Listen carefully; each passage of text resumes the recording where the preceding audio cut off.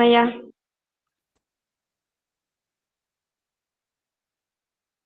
சிவாய நம. திருச்சிற்றம்பலம். அரஹர நம பார்வதி பதையே அரஹர மகாதேவா.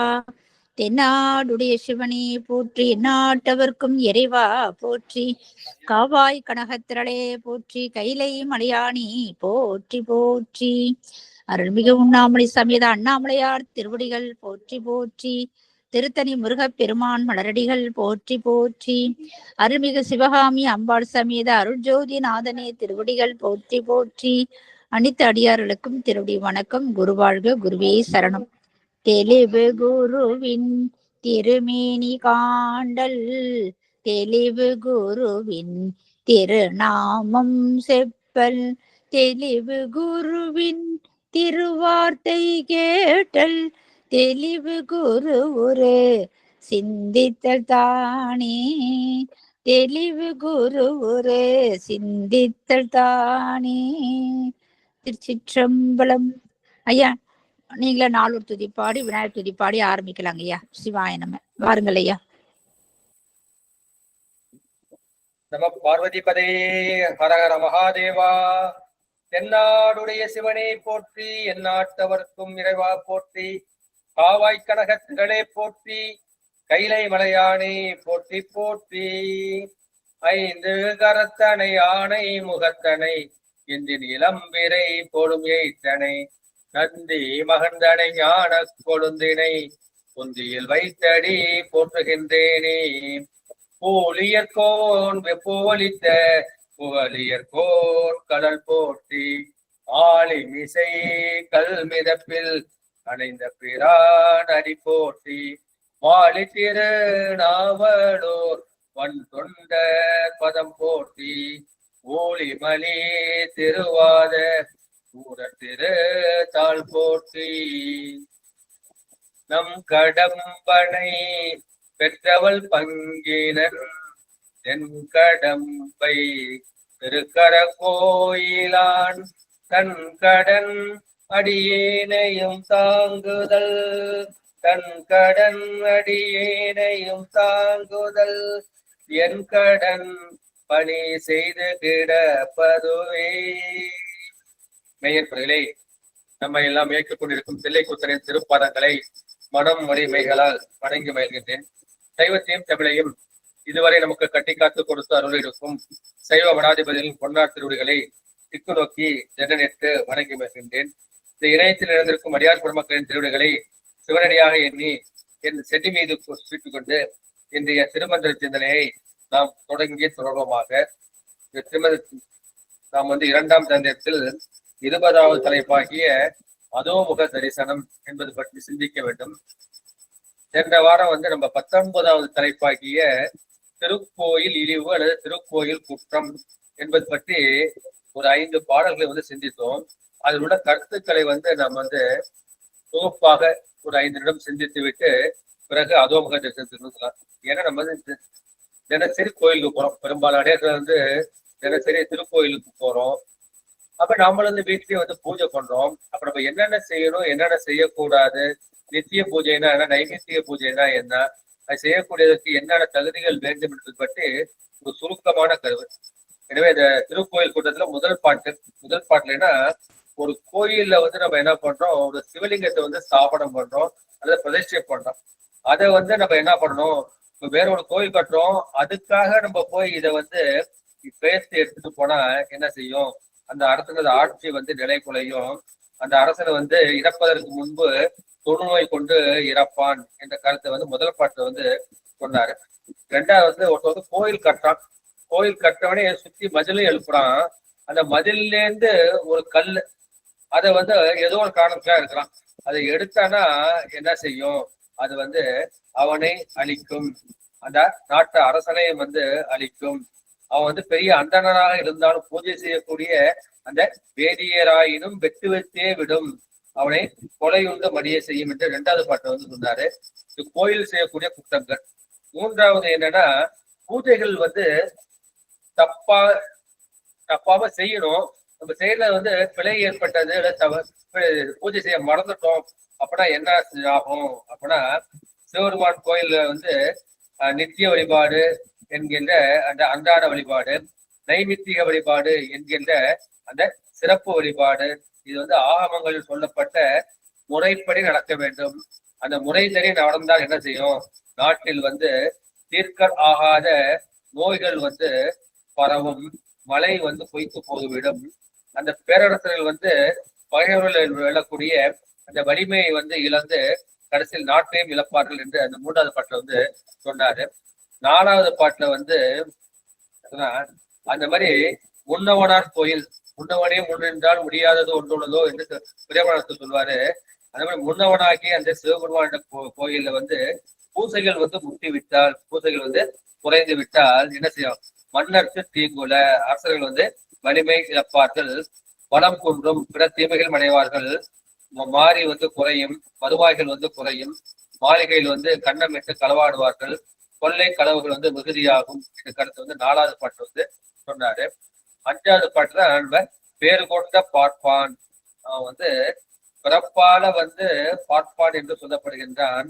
ஆனா அந்த பார்ப்பானுக்கு உண்டான அந்த தகுதிகள் இல்லை, வேத சிவாகம ஒழுக்கங்கள் இல்லை. அவன்தான் வந்து பேர் கொண்ட பார்ப்பான். அவன் பார்ப்பான் என்னும் பெயரை மட்டும் பெற்றுக்கொண்டு அவன் என்னதுதான் பெருமான்கிட்ட வந்து அன்பு இல்லை, சிவபெருமான்கிட்ட அன்பு இல்லை.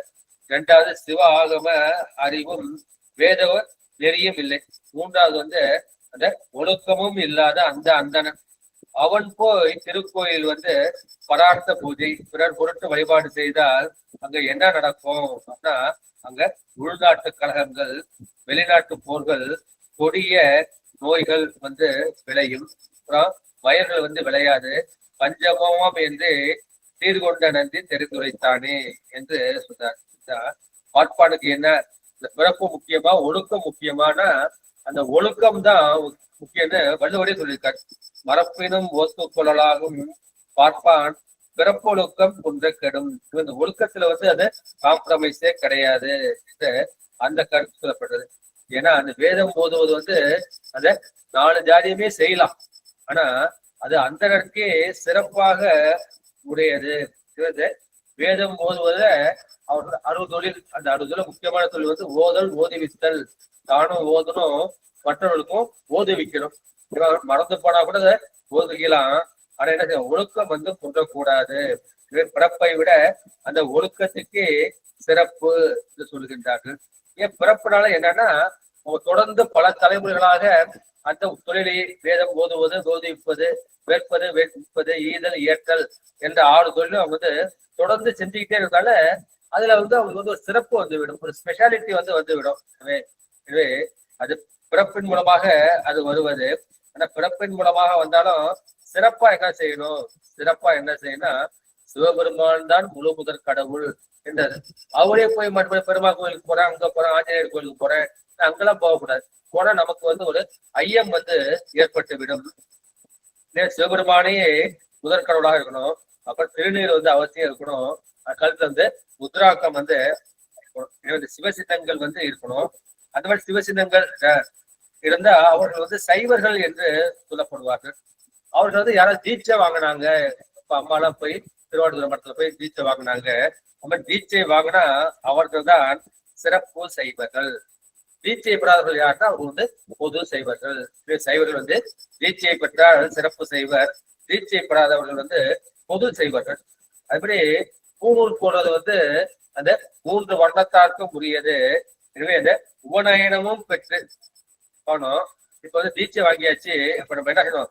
சிவாகமத்தை வந்து பொதுவாகவும் அந்த வேதத்தை சிறப்பாகவும், சிவாகம் வந்து பொதுவா இருக்கு, அந்த வேதம் வந்து சிறப்பா ஓதுதல். அவர்கள் வந்து மகா செய்வர்கள் என்று சொல்லப்படுவார்கள்.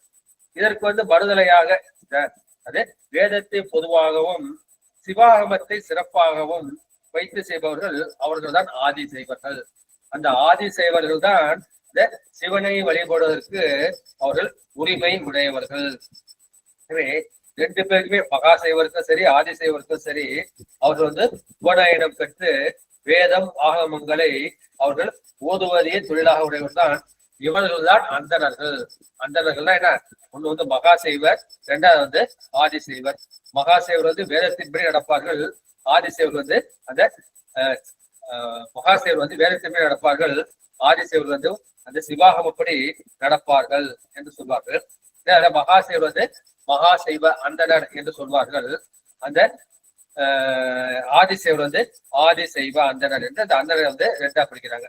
மகாசைவ அந்தனர், ஆதிசைவ அந்தனர். மகாசைவ அந்தனுக்கு வேதம் தான் சிறப்பு, ஆதிசைவ அந்தனுக்கு ஆகமம் தான் சிறப்பு. எனவே இந்த மகாசைவ அந்தனருக்கு வந்து அவருக்கு சிவாகமம் வந்து அந்த வழிபாடு இல்லை. ஏன்னா அவர்களுக்கு வந்து என்னன்னா ஆச்சாரிய அபிஷேகம் வந்து கிடையாது.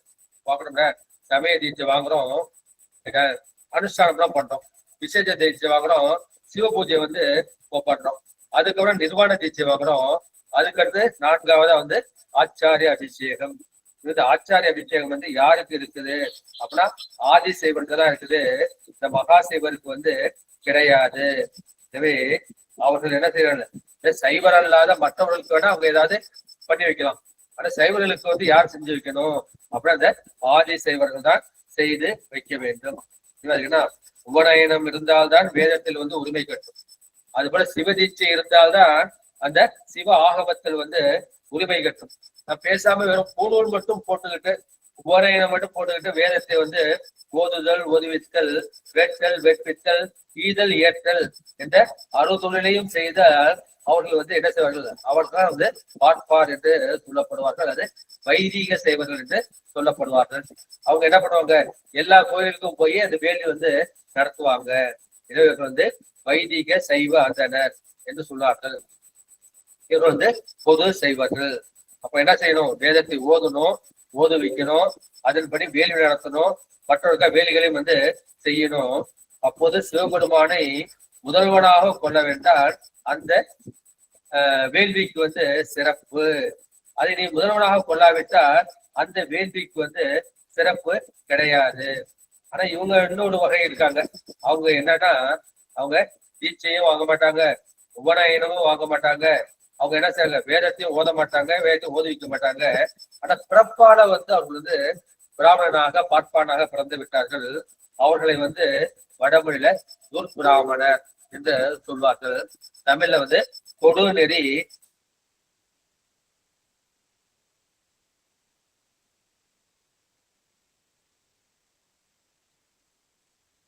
ஆனா அந்த நெறியில வந்து நிக்கல, அந்த ஒழுக்கத்துல வந்து நிக்கல, அப்புறம் அவர்கள் தான் அப்பிராமணர் அல்லது ஒழுக்கமற்ற அந்தனர் என்று சொல்வார்கள். அவர்கள் புறத்தை வந்து சிவவேடம் புனைந்தாலும் என்ன செய்யணும், அகத்தை வந்து சிவபெருமானை முதலாக கடவுளாக கொண்டு அன்பு செய்வார்கள். எனவே அவர்களும் வந்து அப்பிராமணர். இதுதான் பேர் கொண்ட பார்ப்பான் என்று சொல்லுகின்றார்கள். பார்ப்பானா என்ன, ஒண்ணு வந்து ஆதி செய்வ பார்ப்பார்கள், அவர்கள் ஆகமத்தின் மட்டும் நிற்பவர்கள். மகா செய்வ பார்ப்பார்கள், அவர்கள் வந்து வேதம் வந்து சிறப்பாகவும் ஆகும் வந்து பொதுவாகவும் கொள்ளப்படும். வைதிக செய்வ பார்ப்பது வந்து அவங்க வேதம் மட்டும்தான் செய்வாங்க. அப்புறம் வந்து கொடு நெறி பார்ப்பான் குரு பிராமணன், அவன் எதுவுமே செய்ய மாட்டான், அல்லது ஒழுக்கமற்ற பிராமணன் என்று 5 வகையாக சொல்லப்படும். இதில் ஆதி செய்வ பார்ப்பார்கள் தான் இந்த சிவ பூஜையை கோயிலில் வந்து செய்ய வேண்டும். மற்ற 4 பேர்களும் அவர் வந்து பேர் கொண்ட பார்ப்பார்கள் என்று சொல்லப்படும். இந்த பூஜை வந்து 2 வகை. ஒண்ணு வந்து ஆன்மார்த்த பூஜை, 2வது பரார்த்த பூஜை. ஆன்மார்த்த பூஜைனா அந்த பூஜையின் பயன் வந்து எனக்கு கிடைக்க வேண்டும் என்ற ஒரு சிவலிங்கத்தை வழிபட்டால் அது ஆன்மார்த்த பூஜை. இது கோயில்ல போயிட்டு அவங்க வந்து வழிபாடு செஞ்சு எல்லா மக்களுக்கும் கிடைக்க வேண்டும் என்று சொன்னால் அந்த பரார்த்த பூஜை. இந்த பரார்த்த பூஜை செய்வதற்கு இந்த ஆதி செய்வ பிராமணர்கள் அல்லது ஆதி செய்வ பார்ப்பார்கள் தான் அவர்கள் உரியவர்கள் என்று சொல்லப்படுகின்றார்கள். எனவே இந்த பூஜையின் பயன் வந்து யாருக்கு கிடைக்கின்றது, அதை வச்சுதான் ஆன்மார்த்த பூஜை, பரார்த்த பூஜை. தனக்கு கிடைத்தால் ஆன்மார்த்தம், எல்லோருக்கும் கிடைத்தால் அது பரார்த்தம். நம்ம என்ன செய்யணும், கடவுளை பூஜை செஞ்சுட்டு இந்த பூஜையின் பயன் வந்து உலகத்தில் உள்ள எல்லா மக்களுக்கும் கிடைக்க வேண்டும் என்று சிவார்ப்பணம் செய்ய வேண்டும். பிறருக்கு ஆகுக என்று சிவார்ப்பணம் செய்தால் அதுவும் பரார்த்த பூஜையாக அது விளங்கும். அந்த மூர்த்தியை வந்து பிறர் பொருட்டாக பூஜித்தாலும் அது பரார்த்த பூஜையாக சொல்லப்படும். திருக்கோயில் செய்வது அது பரார்த்த பூஜை. ஆன்மார்த்த பூஜை நம்ம வீட்டிலேயே செய்யலாம், கோயிலே செய்யலாம். பெரும்பாலும் வீட்டுல செய்யறாங்க, கோயில் வந்து போய் செய்யறது இல்லை. கோயில்ல போய் யாரா செஞ்சிருக்காங்கன்னா திருநீலக்க நாயனார், அவர் வந்து கோயில்ல போய் ஆன்மாட்டம் பராட்டம் ரெண்டு பண்ணியிருக்காரு. அறிவால் தாய நாயனா இருக்குல்ல, அவரும் என்ன பண்ணாரு, அந்த செந்தல் மாவடு செங்கீரை எல்லாம் எடுத்துட்டு போய் கோயில்ல போய் அங்கதான் வச்சு நைவேத்தியம் பண்ணி அங்கதான் அவர் பூஜை பண்ணாரு. அதுவும் வந்து அது ஆன்மார்த்த பூஜையாக இருந்தாலும் பரார்த்த பூஜை தரக்கூடியது என்ற கருத்தை வந்து பார்த்துப்போம். இது இல்லாம சைவர்களை வந்து 4 வகையா பிரிக்கிறாங்க. ஒண்ணு வந்து அணு செய்வர், இரண்டாவது வந்து அவாந்தர செய்வர், மூன்றாவது வந்து பிரவர செய்வர், நாலாவது வந்து அந்நிய செய்வர் என்று சொல்லப்படுகிறார்கள். இது அணு செய்வர் என்னன்னா அந்த நாட்டை ஆள்கின்ற அந்த அரசனாகிய அந்த சத்திரியன், அந்த வணிக தொழிலை செய்யக்கூடிய அந்த வைசியன், அந்த 2 பேர்களும் வந்து பெருமானை வந்து பூஜித்தால் அவர்கள் வந்து அணு செய்வர்கள் என்று சொல்லப்படுவார்கள். அந்த உணவு தொழில் செய்வார்கள் அவர்கள் வந்து அவாந்தர செய்வர்கள் என்று சொல்லப்படுவார்கள். அந்த 3 தொழிலை தவிர்த்து ஆளுகின்ற தொழில், வணிக தொழில், உணவு தொழில், இதை விட்டு மற்ற தொழில்கள் செய்வர்கள் வந்து பிறவர செய்வர்கள் என்று சொல்லப்படுகின்றார்கள். இவர்கள்லாம் சுதந்திரமாக செயல் செய்யக்கூடியவர்கள். ஆனா இவர்களுக்கு இந்த மாதிரி சுதந்திரமா ஒரு தொழில் செய்யாம மற்றவருக்கு அடிமைப்பட்டு தொழில் செய்பவர்கள், அவர்களுக்கு அடியவரா இருக்கிறவர்கள் வந்து அவர்கள் அந்நிய செய்வர் என்று சொல்லப்படுகிறார். எனவே அணு செய்வர், அவாந்தர செய்வர், பிரவர செய்வர், அந்நிய செய்வர் என்று சொல்லப்படுகின்றது. ஆதி செய்வரும் மகா செய்வரும் தான் சிறப்பு செய்வர்கள், மற்றவர்கள் எல்லாம் பொது செய்வர்கள். இதுக்கு உண்டான முக்கியமான ஒழுக்கம் என்ன? ஒழுக்கம் தவறி போச்சுன்னா அவங்க வந்து ஊன் உணவு வந்து சாப்பிடக்கூடாது, புலால் உணவு வந்து சாப்பிடக்கூடாது. இரண்டாவது அந்த கல் குடிப்பது அது வந்து இருக்கக்கூடாது.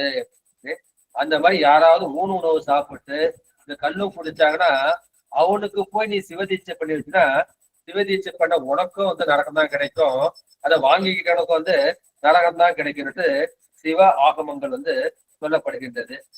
நீ தீட்சை வாங்கல, நான் தீட்சை வாங்காம நீ என்ன செய்யலாம், என்னால வந்து குரால வந்து விட முடியல, இந்த கற்புடையும் விட முடியல அப்படின்னா நீ என்ன பண்ணலாம், அந்த சிவ நூல்கள் இருக்குங்க இல்லையா, அந்த தேவாரம் திருவாசகம் அதை நீ வந்து ஓதலாம், ஓதுவிக்கலாம், கேட்கலாம். சிவலாயத்துக்கும் சிவன் அடியாருக்கும் அந்த தொண்டுகளை செஞ்சா அந்த பாவம் வந்து அவங்களுக்கு வந்து குறையும். சரி, அடுத்த சிவ தீட்சையை வந்து பார்க்கலாம். சிவ தீட்சை வந்து 4 வகைப்படும். ஒண்ணு வந்து சமய தீட்சை, இரண்டாவது வந்து விசேட தீட்சை, மூன்றாவது நிர்வாண தீட்சை, நாலாவது வந்து ஆச்சாரிய அபிஷேகம். சமய தீட்சை வாங்குறவங்களை வந்து அவங்க வந்து சமயிகள் என்று சொல்லப்படுவார்கள். விசேட தீட்சை சிவபூஜை வாங்குறவங்க அவர்கள் புத்திரர்கள், சிவபெருமானுக்கு வந்து புத்திரன் போல இருந்து அந்த சிவபூஜை செய்யக்கூடியவர்கள். அத நிர்வாண தீட்சை வாங்கினவங்க அவர்களை சாதகர்கள் என்று சொல்வார்கள். ஆச்சாரிய அபிஷேகம் அவர்கள் தான் உண்மையான ஆசிரியர்கள், அவங்க மற்றவங்களுக்கு வந்து தீக்கை செய்யலாம். சரி, சமய தீட்சைனா என்ன? சமய தீட்சை பண்றப்ப அது குருநாதர் வந்து ஒரு மூல மந்திரத்தை வந்து கொடுப்பார். இந்த மூல மந்திரம் வந்து பெரும்பாலும் வந்து 5 தான் இருக்கும். அது கூட சேர்த்து என்ன பண்ணுவாங்க, சபீஜம் நெற்பீஜம்னு கொடுப்பாங்க. அது பீஜ மந்திரத்தோடு சேர்த்து கொடுத்தாங்கன்னா அது சபீஜ மந்திரம். அது பீஜ மந்திரம் இல்லாம சொன்னோம்னா அது நெற்பீஜ மந்திரம். அந்த மாதிரி சமய தீட்சை வாங்கினாதான் நீ வந்து என்ன செய்யலாம், இந்த 5 எழுத்தை முறையறிந்து கணிப்பதற்கும் சிவாகமம், திருமுறை, சாத்திரம் போன்ற பெருநூல்களை ஓதுவதற்கும் இவர்களுக்கு தான் அந்த உரிமை கொடுக்கப்படுகின்றது, லைசன்ஸ் வந்து கொடுக்கப்படுகின்றது. லைசன்ஸ் இல்லாமலும் செய்யலாம், நான் லைசன்ஸ் வாங்கி செய்யறதுதான் நமக்கு வந்து பாதுகாப்பு. போலீஸ் பிடிச்சாங்கன்னா ஒரு ஆக்சிடென்ட் ஆச்சுன்னா லைசன்ஸ் இருந்தாதான் பாதுகாப்பு. அது போல இதுவும் நம்ம அந்த சமய தீட்சை வாங்கிக்கிட்டு நம்ம 5 எழுத்தை ஓத வேண்டும், ஆகமும் திருமுறை சாத்திரம் செய்ய வேண்டும், பெருமாளுக்குரிய சரியை தொண்டுகளை செய்ய வேண்டும். இவர்கள் தான் சமயிகள் என்று சொல்லப்படுவார்கள். விசேட தீட்சைனா என்ன? அவர்கள் வந்து இதை கிரியை என்று சொல்லப்படும். அந்த கிரியை இருந்து அடுத்து யோகம். எனவே இந்த கிரியை யோகம் ரெண்டுக்குமே ஒரே தீட்சை தான். அது வந்து விசேட தீட்சை. விசேட தீட்சை என்ன பண்ணுவாங்க, அவங்க வீட்டிலேயே வந்து சிவனை வந்து பூஜை செய்வார்கள், பெருமானுக்கு வந்து அனுப்ப தொண்டராக இருப்பார்கள். எனவே இவர்கள் வந்து புத்திரர்கள் என்று சொல்லப்படும். சரியையில் இருந்தது வந்து நம்முடைய திருநாவுக்கரசு பெருமான், கிரையில் வந்து நம்முடைய ஞானசம்பந்த பெருமான். ஞானசம்பந்த பெருமான் தான் சிவனுக்கு புத்திரனாக சொல்லப்படுகின்றார்கள். விசேட தீட்சை என்ன? விசேட நிர்வாண தீட்சை. இப்ப சரியை பண்ணியாச்சு, கிரியை பண்ணியாச்சு. கிரியை பண்ணப்ப என்ன பண்றோம், சிவபெருமான் வந்து எங்க இதே தான் இருக்காரு, இந்த இதயத்தில இருந்து அவர் என்ன பண்றோம், நம்ம வழிபடுற லிங்கத்துல போய் ஆவாகனம் பண்றோம். ஆவாகனம் பண்ணி பூஜை எல்லாம் முடிச்சுட்டு மறுபடியும் வந்து என்ன பண்றோம், யதாஸ்தானம் பண்றோம். இப்ப பெருமாள் வந்து உள்ளதான் இருக்காரு அப்படின்னா அந்த எண்ணம் வந்து தோன்றும். அந்த உள்ளத்தின் உள்ளே ஒருவரை அறிவதற்காக அவர்கள் உள்ளுக்குள்ளே வந்து சாதனை செய்வார்கள். அதுதான் யோகம் என்று சொல்லப்படும். இந்த மாதிரி சரியே கிரியை யோகம் செஞ்சா என்ன ஆகும்? அப்ப வந்து ஆணவ மனம் வந்து பரிபாகம் வரும். அந்த இறைவனை நல்லது நடந்தாலும் சிவபெருமன் தான் செய்யறாரு, தீயது நடந்தாலும் நான் ஏதோ தீவனை பண்ணிருக்கேன், அது பெருமான் வந்து ஒரு தண்டனையை கொடுத்து என்னுடைய வினையை வந்து கழிக்கின்றார் என்று அந்த இறைவனை ஒப்பு வந்து வரும். அப்ப அவங்களுக்கு என்ன பண்ணும், சத்திரிபாதம் வந்து மந்ததரம் மந்தம் தீவிரம் தீவிரதரம், அந்த தீவிரதரமாக்கிய 4ஆம் சத்திரிபாதம் அது வந்துருச்சுன்னா அவங்களுக்குத்தான் நம்ம என்ன செய்யணும், நிர்வாண தீட்சை வந்து கொடுக்கணும். அவர்கள் தான் சாதகர்கள் என்று சொல்லப்படுவார்கள். இதை இந்த தீட்சையை என்ன பண்றாங்க, அதை என்ன பண்ணும், அதை ரெண்டா பிரிக்கிறாங்க. சாதிகார தீட்சை, ரெண்டா வந்து நிராதிகார தீட்சை. சபீஜம் நிர்பீஜம்னு சொன்ன மாதிரி இது சாதிகாரைனா அவங்களுக்கு நித்திய வழிபாட்டோடு நைமித்திகம் காவியம் என்ற இரு வழிபாடுகளும் செய்வதற்கு உரிமை கொடுத்தது. நம்ம வந்து நித்திய வழிபாடு செய்யலாம், நைமித்திக காமிய வழிபாடும் வந்து செய்யலாம். அது நிராதிகாரம் என்பதுன்னா அது நித்திய வழிபாடு மட்டும்தான் செய்யணும்.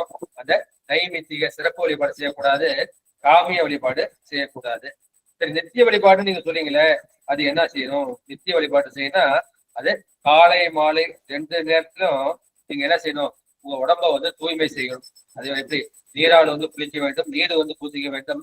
இந்த மந்திரம் மூலமாகவும் நம்ம வந்து சுத்தம் பண்ணிக்கொள்ளலாம். இப்ப நீராலோ நீட்டாலோ மந்திரங்களாலோ தம்மை தூய்மை செய்து கொண்டு, நம்ம பஸ்ல போறோம், ட்ரெயின்ல போறோம், இப்ப குளிக்கிறதுக்கு வந்து வசதி வந்து இருக்காது. இப்ப நம்ம என்ன நீர் வந்து பூசிக்கலாம், நீர் பூசி கூட வாய்ப்பு இல்லை அப்படின்னா நம்ம என்ன செய்யணும், மந்திரத்து மூலமாக நம்மை தூய்மை செய்து கொள்ளணும். தூய்மை செய்து கொண்டு அந்த சிவபெருமானது 5 வந்து கணிக்க வேண்டும். பிறகு வேத சிவாகம திருமுறைப்படி நம்ம என்ன செய்யணும், அந்த சிவபுராணங்களையும் திருமுறைகளையும் அதை ஓத வேண்டும். சிவாலய தரிசனம் செய்ய வேண்டும், அனல் ஒம்ப வேண்டும், முத்தி வந்து வளர்க்க வேண்டும், சிவனடியார்களை வரவேற்று அவர்களுக்கு அன்னம் பாலிக்க வேண்டும். இது வந்து நித்திய வழிபாடு, தினசரி செய்ய வேண்டிய வழிபாடு. நைமித்திக வழிபாடுனா என்ன, அது சிறப்பு வழிபாடு. ஏதாரும் ஒரு சிறப்பு பற்றி சில நாட்களில் செய்வது, தினசரி செய்வது கிடையாது. அதனால ஒண்ணு வந்து அஷ்டமி வழிபாடு, பைரவர் வழிபாடு வச்சிருப்பாங்க, அது அஷ்டமியில பண்ணுவாங்க. ரெண்டா வந்து அந்த பௌர்ணமி வழிபாடு, பௌர்ணமி வழிபாடு அம்பாளுக்கும் சிவனுக்கும் மிகவும் சிறப்பது. பிரதோஷ வழிபாடு, சதுர்த்தசி வழிபாடு விநாயகர் பெருமானுக்கு. அப்புறம் மாத பிறப்பு, அயன பிறப்பு, சூரிய கிரகணம், சத்திர கிரகணம் இவற்றில் செய்யக்கூடியதுதான் நைமித்திக வழிபாடு. இது சிறப்பு பற்றி செய்யக்கூடியது. அடுத்து காமிய வழிபாடுனா என்ன, நான் ஏதோ ஒரு பாவம் பண்ணிட்டேன், இல்லை எனக்கு வந்து புள்ளையே இல்லை, எனக்கு புள்ள வேணும், அதுக்காக நான் வந்து என்ன பண்றேன், ஒரு பூஜையோ வேள்வியோ பண்றேன். எனவே இந்த தீவினை நீங்குவதற்காகவும் ஒரு பயன் கருதியும் செய்யப்படுவது. தீமை நீங்கினா அது வந்து பிராயச்சித்த பூஜை அல்லது கழுவாய் பூஜைன்னு சொல்லுவோம். எனவே இம்மை பெருமையோ மறுமை பயனோ, எனக்கு மறுமையில வந்து இந்திர பதவி கிடைக்கணும் அப்படின்னா அஸ்வமேத யாகம் வந்து அந்த மாதிரி செய்யணும் என்ற கருத்து வந்து இந்த பாட்டுல செய்யப்படுகின்றார்கள். எனவே இதுதான் வந்து பூஜையை பற்றி சொல்லப்படுகின்றது. அதுக்கப்புறம் என்னன்னா, இதை பொறுத்து நான் இதை நம்ம 4ஆ பிரிக்கிறோம். ஒண்ணு வந்து பிரம்மச்சாரி, கல்யாணம் ஆவணத்துக்கு முன்னாடி இதை செஞ்சானா அவன் வந்து பிரம்மச்சாரி. 2ஆவது வந்து கிரகஸ்தன், கல்யாணம் பண்ணிட்டு செய்யற வந்து கிரகஸ்தன். 3ஆவது வந்து வானப்பிரஸ்தன், கல்யாணம் ஆனப்ப என்ன பண்ணுவாங்க, மனைவி வந்து கணவனை இழந்துருவாங்க, இல்ல கணவன் வந்து மனைவியை இழந்துருவாங்க. இப்ப மறுமணம் செய்யாம என்ன செய்யணும், அந்த சிவ பூஜையிலேயே நம்ம வந்து போகணும். அதுக்கு வந்து வானப்பிரஸ்தர்கள் என்று சொல்லப்படும். 4ஆவது வந்து சன்னியாசிகள். சன்னியாசிகள் வந்து எல்லாவற்றையும் முழுவதும் அவங்க வந்து வீட்டுல வந்து தங்க மாட்டாங்க. இப்ப நிறைய பேர் வீட்டிலேயே இருந்து சன்னியாசிகள் சொல்றாங்க, இந்த சாஸ்திரப்படி அதுக்கு வந்து அனுமதி வந்து கிடையாது. இந்த பிரம்மச்சாரிகள் என்ன, இந்த கல்யாணம் ஆகார வரைக்கும் இருக்கவங்க, அவங்கள வந்து 2ஆ பிரிக்கிறாங்க. ஒண்ணு வந்து நைஷ்டிக பிரம்மச்சாரி. என்னத்துனா, எனக்கு வந்து இல்வாழ்க்கையே எனக்கு வேண்டாம், நான் கடைசி வரைக்கும் என்ன பண்றேன், சிவனுக்கு தொண்டு செஞ்சுக்கிட்டே போறேன். நான் இல்வாழ்க்கையில மாட்டிக்கிட்டா புருஷனுக்கோ பொண்டாட்டிக்கோ நான் வந்து என்ன செய்யணும், அதுக்குள்ள சேவை செய்ய வேண்டும், சிவனுக்குரிய வழிபாடு வந்து குறைஞ்சி போயிடும். கடைசி வரைக்கும் நான் சாகர வரைக்கும் பிரம்மச்சாரியே இருக்கிறேன் அப்படிங்கிறப்ப அவனை வந்து நைஷ்டிக பிரம்மச்சாரி இருப்பாங்க. அது தமிழ்ல வந்து அத இல் புகார் மாணவர்கள் பிரம்மச்சாரி மாணவர்கள் இல் வாழ்க்கைக்கு வந்து போக மாட்டான். இன்னும் வந்து பௌதிக பிரம்மச்சாரி அந்த வேதம் ஓதுற வரைக்கும் அவன் வந்து என்ன பண்ணுவான், அவன் பிரம்மச்சரியா இருப்பான். அப்புறம் கல்யாணம் பண்ணிக்கிட்டு அப்ப கிரகஸ்த ஆசிரமத்துக்கு வந்து போவான். எனவே நம்ம என்ன செய்யணும்னா அவருடைய மன ஒழுக்கத்தை பொறுத்துதான் பண்புல தொலை இல்லாம வாழ முடியணும் அப்படின்னு நம்பிக்கை இருந்துன்னா என்ன பண்ணலாம், அவன் வந்து நைஷ்டிக பிரம்மச்சாரியா இருக்கலாம். இந்த பொம்பளை துணை இல்லாம இருக்க முடியாது, இந்த காம குரோதம் லோகம் எல்லாம் தேவைப்படுது. அப்புறம் என்ன செய்யணும், அவன் வந்து கல்யாணம் பண்ணிக்கிட்டு ஒழுங்கா வந்து இல்லறத்தை வந்து ஒருவருக்கு உறுத்திங்கிற அந்த பண்பாட்டுல வந்து இருக்கணும். எனவே அவர்கள் இந்த மாதிரி பிரம்மச்சாரிகள் வந்து அந்த மாதிரி இருக்கணும். அந்த கிரகஸ்தன் தான் அவன் தான் இந்த வேள்வி செய்வதற்கு அந்த உரிமையை வந்து உடையவன். அவன் தான் தானம் செய்வதற்கும் வந்து உரிமையுடையவன். இதான் நம்ம சிலப்பதிகாரத்திலையும் பாக்குறோம். கண்ணகி வந்து சொல்வா இல்லையா, நீ வந்து என்னை விட்டு போனது ஒன்றும் பெருசு கிடையாது, போனதுக்கு அப்புறம் என்ன பண்ண என்னால் விழுந்தவர்களை வந்து ஓம்ப முடியவில்லை. உங்க வீட்டு புருஷன் இருக்கானா வந்து இது கூட நம்ம சிறுத்தொண்ட படத்துல பார்க்க முடியா, சுப்பிரமணியன் வருவாரு, உங்க வீட்டுல வந்து இவ்வளவு இல்ல, நீங்க இங்க வீட்டுல உட்காருங்கன்னா வீட்டுல நான் உட்கார மாட்டோமா, போய் கோயில்ல போய் நான் உட்காரேன் அப்படின்னு சொல்றாரு இல்லைங்களா. அந்த மாதிரி இருக்கக்கூடியவர்கள் அவர்கள் இதை பொருட்டுதான் அந்த மாதிரி வந்து செய்ய வேண்டும் என்ற அந்த கருத்து வந்து சொல்லப்பட்டிருக்கின்றது. எனவே நம்ம சிவ பூஜை செய்யறோம், கோயிலுக்கு போறோம், அதுக்காக இந்த கருத்தை வந்து சொல்ல வேண்டிய கட்டாயம் வந்து ஏற்படும். ஏன் அந்த பேர் கொண்ட பார்ப்பான்னா, அந்த குலவிச்சை கல்லாமல் பாகம் படும்.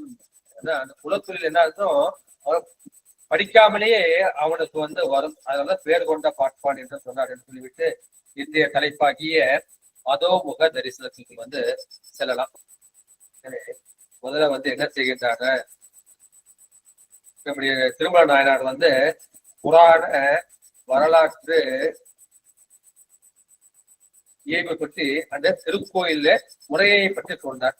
இந்த சிவன் வந்து எங்க இருக்கார், தத்துவம் வந்து சுத்தமாயே அசுத்தமாயே பிரகிருதி மாயின்னு வந்து பிரிக்கிறோம்.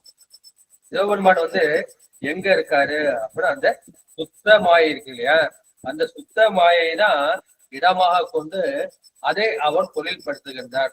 சுத்த மாயையும் தாண்டி அந்த நாதாந்த வெளியில தான் பெருமான் வந்து இருக்காரு. அவர் என்ன செய்கின்றார், அவர் நேரடியாக தொழில்படுத்துவது அந்த சுத்த தத்துவம். அது சிவம் சக்தி அல்லது நாதம் என்று இது இரண்டும் வந்து அருவம் உருவமற்றது. இதை லய சிவம் என்று சொல்லுவோம். இது மக்களுக்கு பெரும்பாலான பேருக்கு வந்து மனசால பிடிக்க முடியாது, மனசால பற்ற முடியாது. அதுக்காக பெரியவங்க என்ன பண்ணாங்க அப்படின்னா, அதை வந்து அருவுருவம் ஆகிய அதை சதாசிவ லிங்கமாக ஸ்தாபனம் வந்து செய்தார்கள். அந்த சதாசிவ லிங்கம் தான் அந்த கோயில்ல வந்து இருக்குது. எனவே அந்த அருவத்துக்கும் உருவத்துக்கும் காரணமாக இருப்பது இந்த சதாசிவ லிங்கம். காணாத அறிவினுக்கும் உருவினுக்கும் காரணமாம் நீள்நாகம் அணிந்தாற்கு நிகழ்குறியாம் சிவலிங்கம். இந்த பெருமானுக்கு ஒரு அடையாளமாக இருப்பதுதான் அந்த சிவலிங்கம். அதான் அருவத்துக்கும் அதான் காரணமா இருக்கு, உருவத்துக்கும் அதான் காரணமா இருக்குது. எனவே அருவத்துல வந்து சிவம் சக்தி என்கிற நயசிவத்தை வந்து பார்த்துட்டோம். அப்புறம் சதாசிவம் என்கின்ற அரு உருவம் அது கோயில் இருக்கின்றது. அதை வந்து போக சிவம் என்று சொல்றாங்க. அப்ப இந்த வாழ்க்கைக்கு வேண்டிய இக வாழ்க்கைக்கு வேண்டிய எல்லா போகத்தையும் கொடுப்போம், பர வாழ்க்கைக்கு வேண்டிய எல்லா போகத்தையும் கொடுப்போம். ஆனா அதை போக சிவம் என்று சொல்வார்கள். எனவே நமக்கு வந்து லிங்க வழிபாடு நமக்கு மிக மிக முக்கியமானது. 3 வழிபாடு, குரு லிங்க சங்கம வழிபாடு என்ற 3 முக்கியமானது. அது முக்கியமானது இந்த லிங்க வழிபாடு என்று சொல்கின்றார்கள். அந்த லிங்கம் வந்து அதுக்கு கீழே என்ன இருக்கின்றது, மகேஸ்வரம் சுத்த வைத்து அதுக்குள்ள வந்து நான் போவேல. ஏன் போறேன்னா, இந்த அதோமுக தரிசனம் என்று சொன்னா அது வந்து இந்த சதாசிவத்தை வந்து பொறுத்தது. அந்த சதாசிவம் அதை சகல திருமேனா உருவம் உடையது. நிற்கள திருமேனி நிஷ்கலம் உருவம் அற்றது. அதே வடமொழி வந்து அதை நிஷ்கல சகல திருமேனி, அது அருவம்னு சொல்ல முடியாது, உருவம்னு சொல்ல முடியாது. அது ரெண்டு இருக்கிறதால அதை அருவுருவ திருமேனி தமிழ்ல சொல்லணும். வடமொழியில வந்து நிற்கள திருமேனி என்று சொல்கின்றோம். அந்த சதாசிவனுக்கு தான் 5 முகங்கள் வந்து சொல்லப்படுகின்றது. ஒண்ணு வந்து ஈசானம், தத்புருஷம், அகோரம், வாமதேவம், சத்யோஜாதம், என்ற 5 திருமுகங்கள் வந்து இந்த சதாசிவலிங்கத்துக்கு அது வந்து இருக்கின்றது. 4 முகங்கள் வந்து 4 திசை நோக்கி இருக்கின்றது. ஒரு முகம் வந்து உச்சியில வந்து இருக்கின்றது. அந்த உச்சியில இருக்கிற அந்த முகம்தான் வந்து ஈசான முகம் என்று சொல்லப்படும். அதாவது ஈசான முக்தி இருக்கிறது தலை உச்சியில பூசுவோம். அப்புறம் என்ன செய்வோம், நம்ம ஈசானம் பண்றப்ப இப்படி வந்து துணூர் பூசுவோம். அகோர சொல்றப்ப இப்படி துணூர் பூசிக்குவோம். வாமதேவன் வந்து தண்ணூர் பூசுவோம். இப்போ சத்தியோஜாதம் வந்து 16 இடத்துல வந்து நம்ம இப்படி இப்படிதான் வந்து பூசிக்குவோம். ஏன் அந்த மந்திரத்தை சொல்லிதான் நம்ம என்ன பண்ணுவோம், ஈசானம், தத்புருஷம், அகோரம், வாமதேவம், சத்தியோஜாதம் என்ற அந்த 5 முகங்களை சொல்லிட்டு இதுதான் பஞ்ச பிரம்ம மந்திரம் என்று சொல்லப்படும். பஞ்ச பிரம்ம மந்திரத்தை சொல்லிதான் நம்ம வந்து திருநீர் வந்து இட்டுக்கொள்ள வேண்டும். பெருமான் அந்த 5 திருமுகங்களை உடையவனாக இருக்கின்றான். இந்த ஈசானம் வந்து மேலே இருக்கின்றது, உச்சியில் இருக்கின்றது. எனவே தத்புருஷம் அது வந்து கிழக்கு நோக்கி இருக்கின்றது. அகோரம் தெற்கு நோக்கி இருக்கின்றது.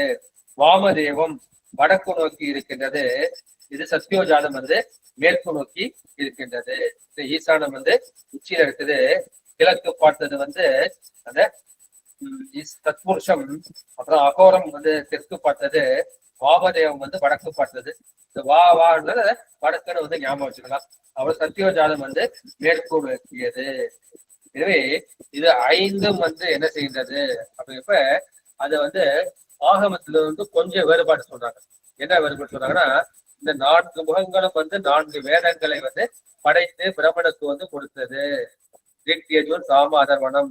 இந்த ஈசானம் வந்து அந்த 28 ஆகமங்களையும் வந்து கொடுத்தது என்ற ஒரு கருத்து வந்து சொல்லப்படுது. இன்னொன்னு என்ன, இது 4 முகங்களும் 4 வேதங்களை கொடுத்ததோடு ஒண்ணு என்ன செஞ்சதுன்னா 5 ஆகமங்களை கொடுத்தது. 4, 5, 20. அந்த ஈசானம் என்ன செய்யுதுன்னா அந்த 8 ஆகமங்களை கொடுத்தது என்று அந்த கருத்து வந்து சொல்லப்படுகின்றது. அப்புறம் 5 என்ன பண்ணுதுன்னா 5 வந்து 5 சக்திகளை வந்து உடையது. வந்து படைத்தல் சக்தி, காத்தல் சக்தி, ஒடுக்கல் சக்தி, மறைத்தல் சக்தி, அருளல் சக்தி. இந்த அருளல் வந்து சதாசிவத்துக்கு சிறப்பாக வந்து சொல்லப்படும். சதாசிவத்தின் அந்த மனோன்மணி சக்தி தான் அருள் சக்தியாக இருக்கின்றது என்று ஆகமங்கள் வந்து சொல்லப்படுகின்றது. இதுவே பெருமான் எங்க இருக்கின்றார், அவர் வந்து இந்த சாதாக்கியத்துல நான் ஏற்கனவே சொன்னோம் இல்லையா, பெருமான் வந்து சிவபெருமான் வந்து சுத்த தத்துவத்தை இயக்குறார். அப்புறம் வந்து அந்த அசுத்த மாயை வந்து அனந்தேஸ்வரன் மூலமா இயக்கின்றார். பிரகிருதி மாயை வந்து ஸ்ரீகண்டருத்தர் மூலமா இயக்குகின்றார்.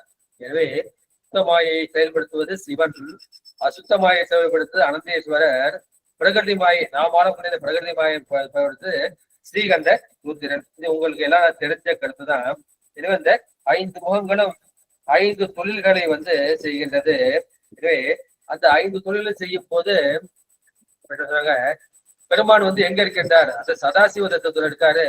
சதாசிவ தத்துவம் வந்து சுத்த மாயில வந்து இருக்கின்றது. அங்க இருந்துகிட்டு நீ எப்படி பிரகிருதி மாயில நான் வழிபடுற, எனக்கு வந்து இவர் எப்படி வழிபடுவாரு அப்படின்னு ஒரு சந்தேகம் வந்து வருது.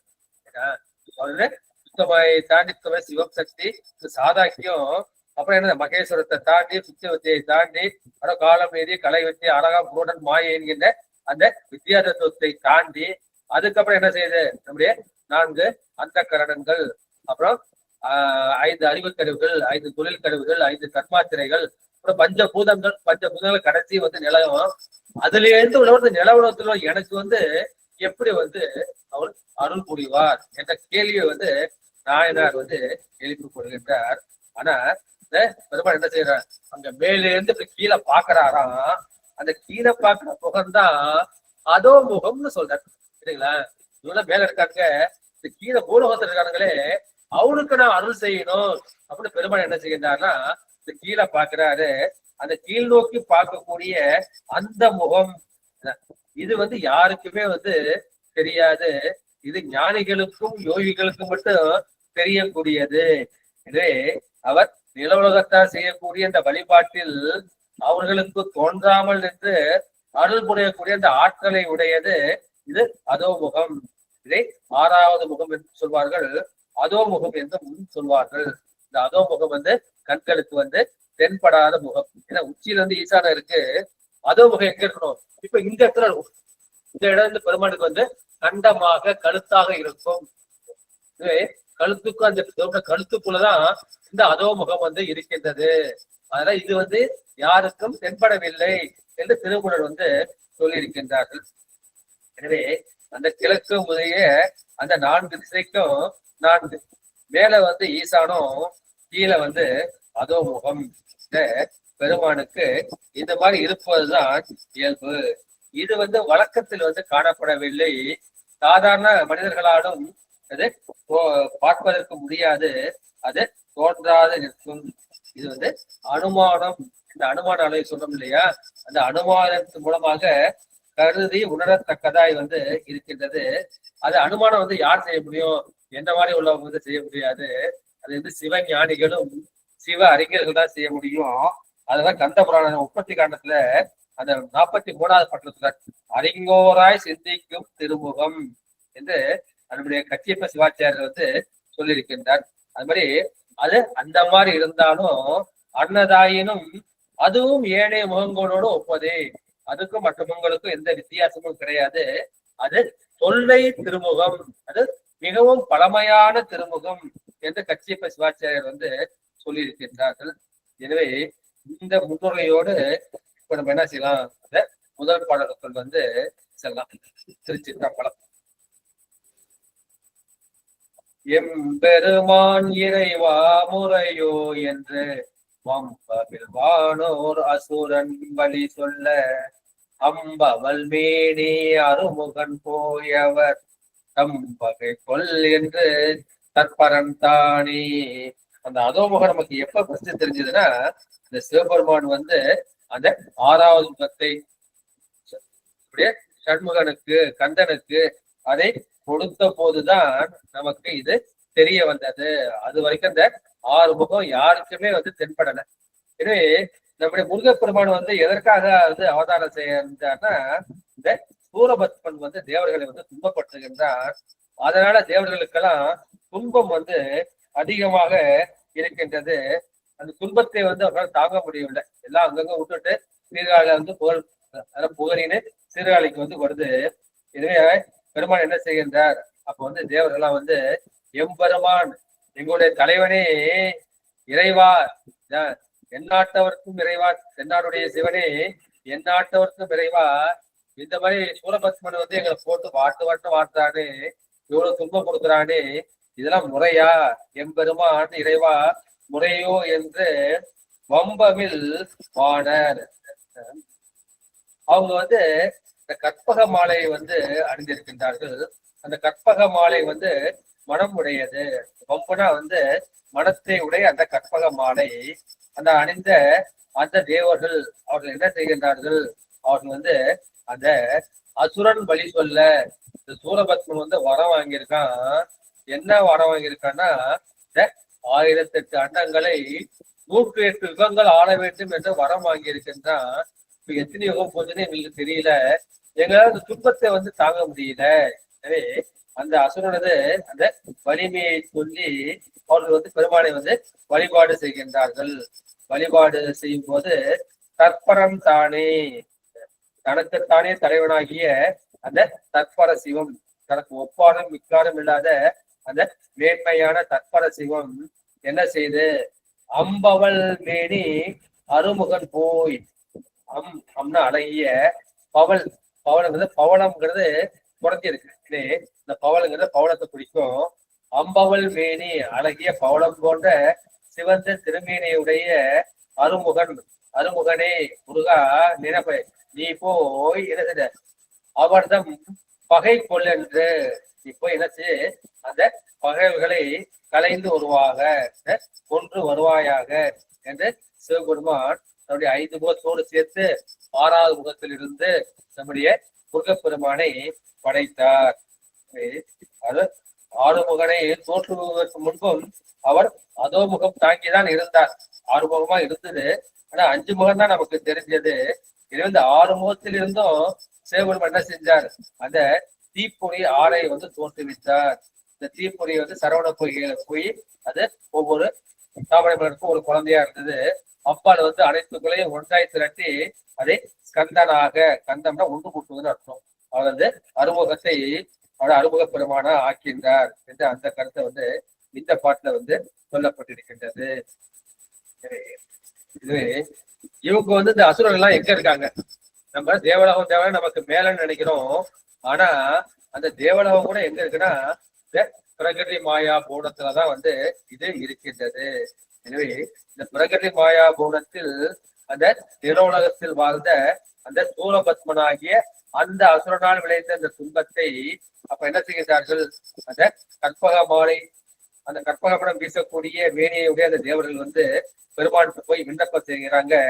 எம்பெருமானே, இறைவனே, இது முறையோ என்று அப்பொழுது முறையிட, அப்போது பெருமான் சொல்லுகின்றார், அழகிய பவளம் போலும் திருமேனியுடைய அந்த அருமுகன் வந்து தோன்றுவார், அவர் வந்து அந்த பகைகளை அழிப்பார் என்று இந்த சாதாக்கிய தத்துவத்தில் சதாசிவனாக இருக்கக்கூடிய அந்த பெருமான் வந்து திருவுளம் பட்டுகின்றார்.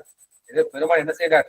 அந்த சுத்தமாயை அசுத்தமாயில் உள்ளவர்கள் மட்டும் அருள்புரியல, அது சுத்தமாயி அசுத்தமாயை தாண்டி இந்த பிரகிருதி மாய உள்ளவர்களுக்கும் அவன் அருள்புரிபவன்.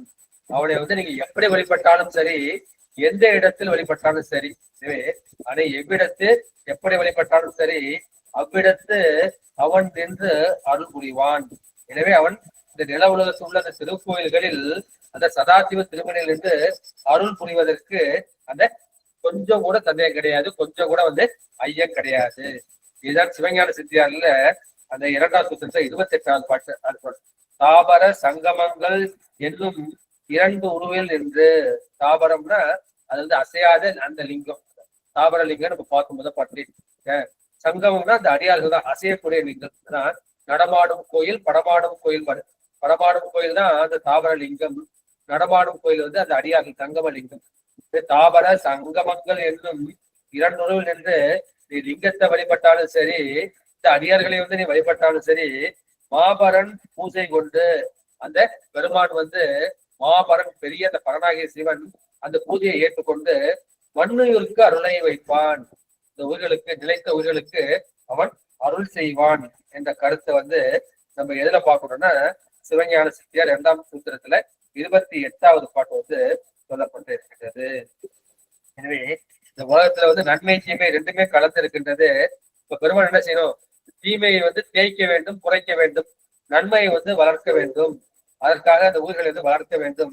அதற்காக இந்த கந்த புராண வரலாற்றை வந்து நம்முடைய திருமூலர் வந்து எடுத்துக் கொள்கின்றார். அதில் அதோமுகத்தின் இயல்பை வந்து இந்த அறுமுக பெருமான் மூலமாக செய்கின்றார். இதே சிவபெருமான் வந்து அந்த மேல் உலகத்தில் மட்டும் யுத்தமாயா போனங்கள் இருக்கின்றது, அசுத்தமாயா போனங்கள் இருக்கின்றது, பிரகிருதி மாயா போனங்கள் இருக்கின்றது. இந்த 3 போனங்கள் எந்த போனங்கள் இருந்து நீங்க பூஜை செஞ்சாலும் சரி, பெருமான் வந்து அருள் செய்வார். அது கீழ் உலகத்தில் உள்ளவருக்கு அருள் புரிவதற்கு பெருமானுக்கு வந்து ரொம்ப ரொம்ப இஷ்டம் என்ற கருத்தை வந்து சொல்ல. ஏன்னா அதுவும் வந்து கீழ் நோக்கி பார்க்கின்றது, கீழ் நோக்கி கீழ் உள்ள இந்த பிரகிருதி மாய போனத்தில் உள்ள உயிர்களை பார்த்து அருள் செய்கின்றது என்பதை அதை முதல் பாட்டுல வந்து சொல்லியிருக்கிறார்கள். அடுத்த 2ஆவது பாட்டு. அண்டமோடெண்டிசை தாங்கும் அதோ முகம் கண்டம் கருத்த கருத்தறிவாரில்லை உண்டது நெச்சுரைப்பர் உணர்விலோர் வெண்தலை மாலை விரிசடையோக்கே. அந்த இறுதி வரியை வந்து முதலடியா வச்சிருக்கேன். வெண்தலை மாலை, வெண்மையான தலைமாலை, தலைக்கு தலைமாலை அணிந்தது என்னே என்பார் சுந்தரர். தலையே நீ வணங்காய் தலை மாலை தலைக்கணிந்து என்று அப்பர் பெருமான் வந்து சொல்றார். பெருமான் வந்து தலைமாலை அணிந்திருக்கின்றான். அது வெண்மையான தலைமாலை, வெண்தலை மாலை, வெண்மையான தலை மாலை அணிந்திருக்கின்றான். சடை எப்படி இருக்கின்றது? அது விரிந்த சடை. அந்த விரிந்த சடை வந்து ஞானத்திற்கு வந்து அடையாளம். ஞானம் வந்து அது விரிந்திருக்கின்றதால சடை வந்து ஞானத்தை குறிக்கும். அந்த ஞானமாகிய விரிந்த சடையுடைய அந்த சிவபெருமானுக்கு என்ன செய்ய, அண்டமோடு என் திசை தாங்கும் அதோமுகம். இந்த அண்டங்கள், இந்த 224 கோணங்கள், அதில் உள்ள கோடிக்கணக்கான அந்த அண்டங்கள், அதான் யார் தாங்குறது? அந்த சிவபெருமான் தான் தாங்குறாரு. என் திசை 8 திசைகள் இருக்கின்றன. 8 திசை 4, கோண திசை வந்து 4, கிழக்கு, தென்கிழக்கு, தெற்கு, தென்மேற்கு, வடக்கு, வடகிழக்கு, வடமேற்கு, வடமேற்கு, வடக்கு, வடகிழக்கு. வடகிழக்கு தான் ஈசான திசை. அந்த மாதிரி 8 திசைகள். அப்புறம் மேல் திசை ஒண்ணு, கீழ் திசை ஒண்ணு.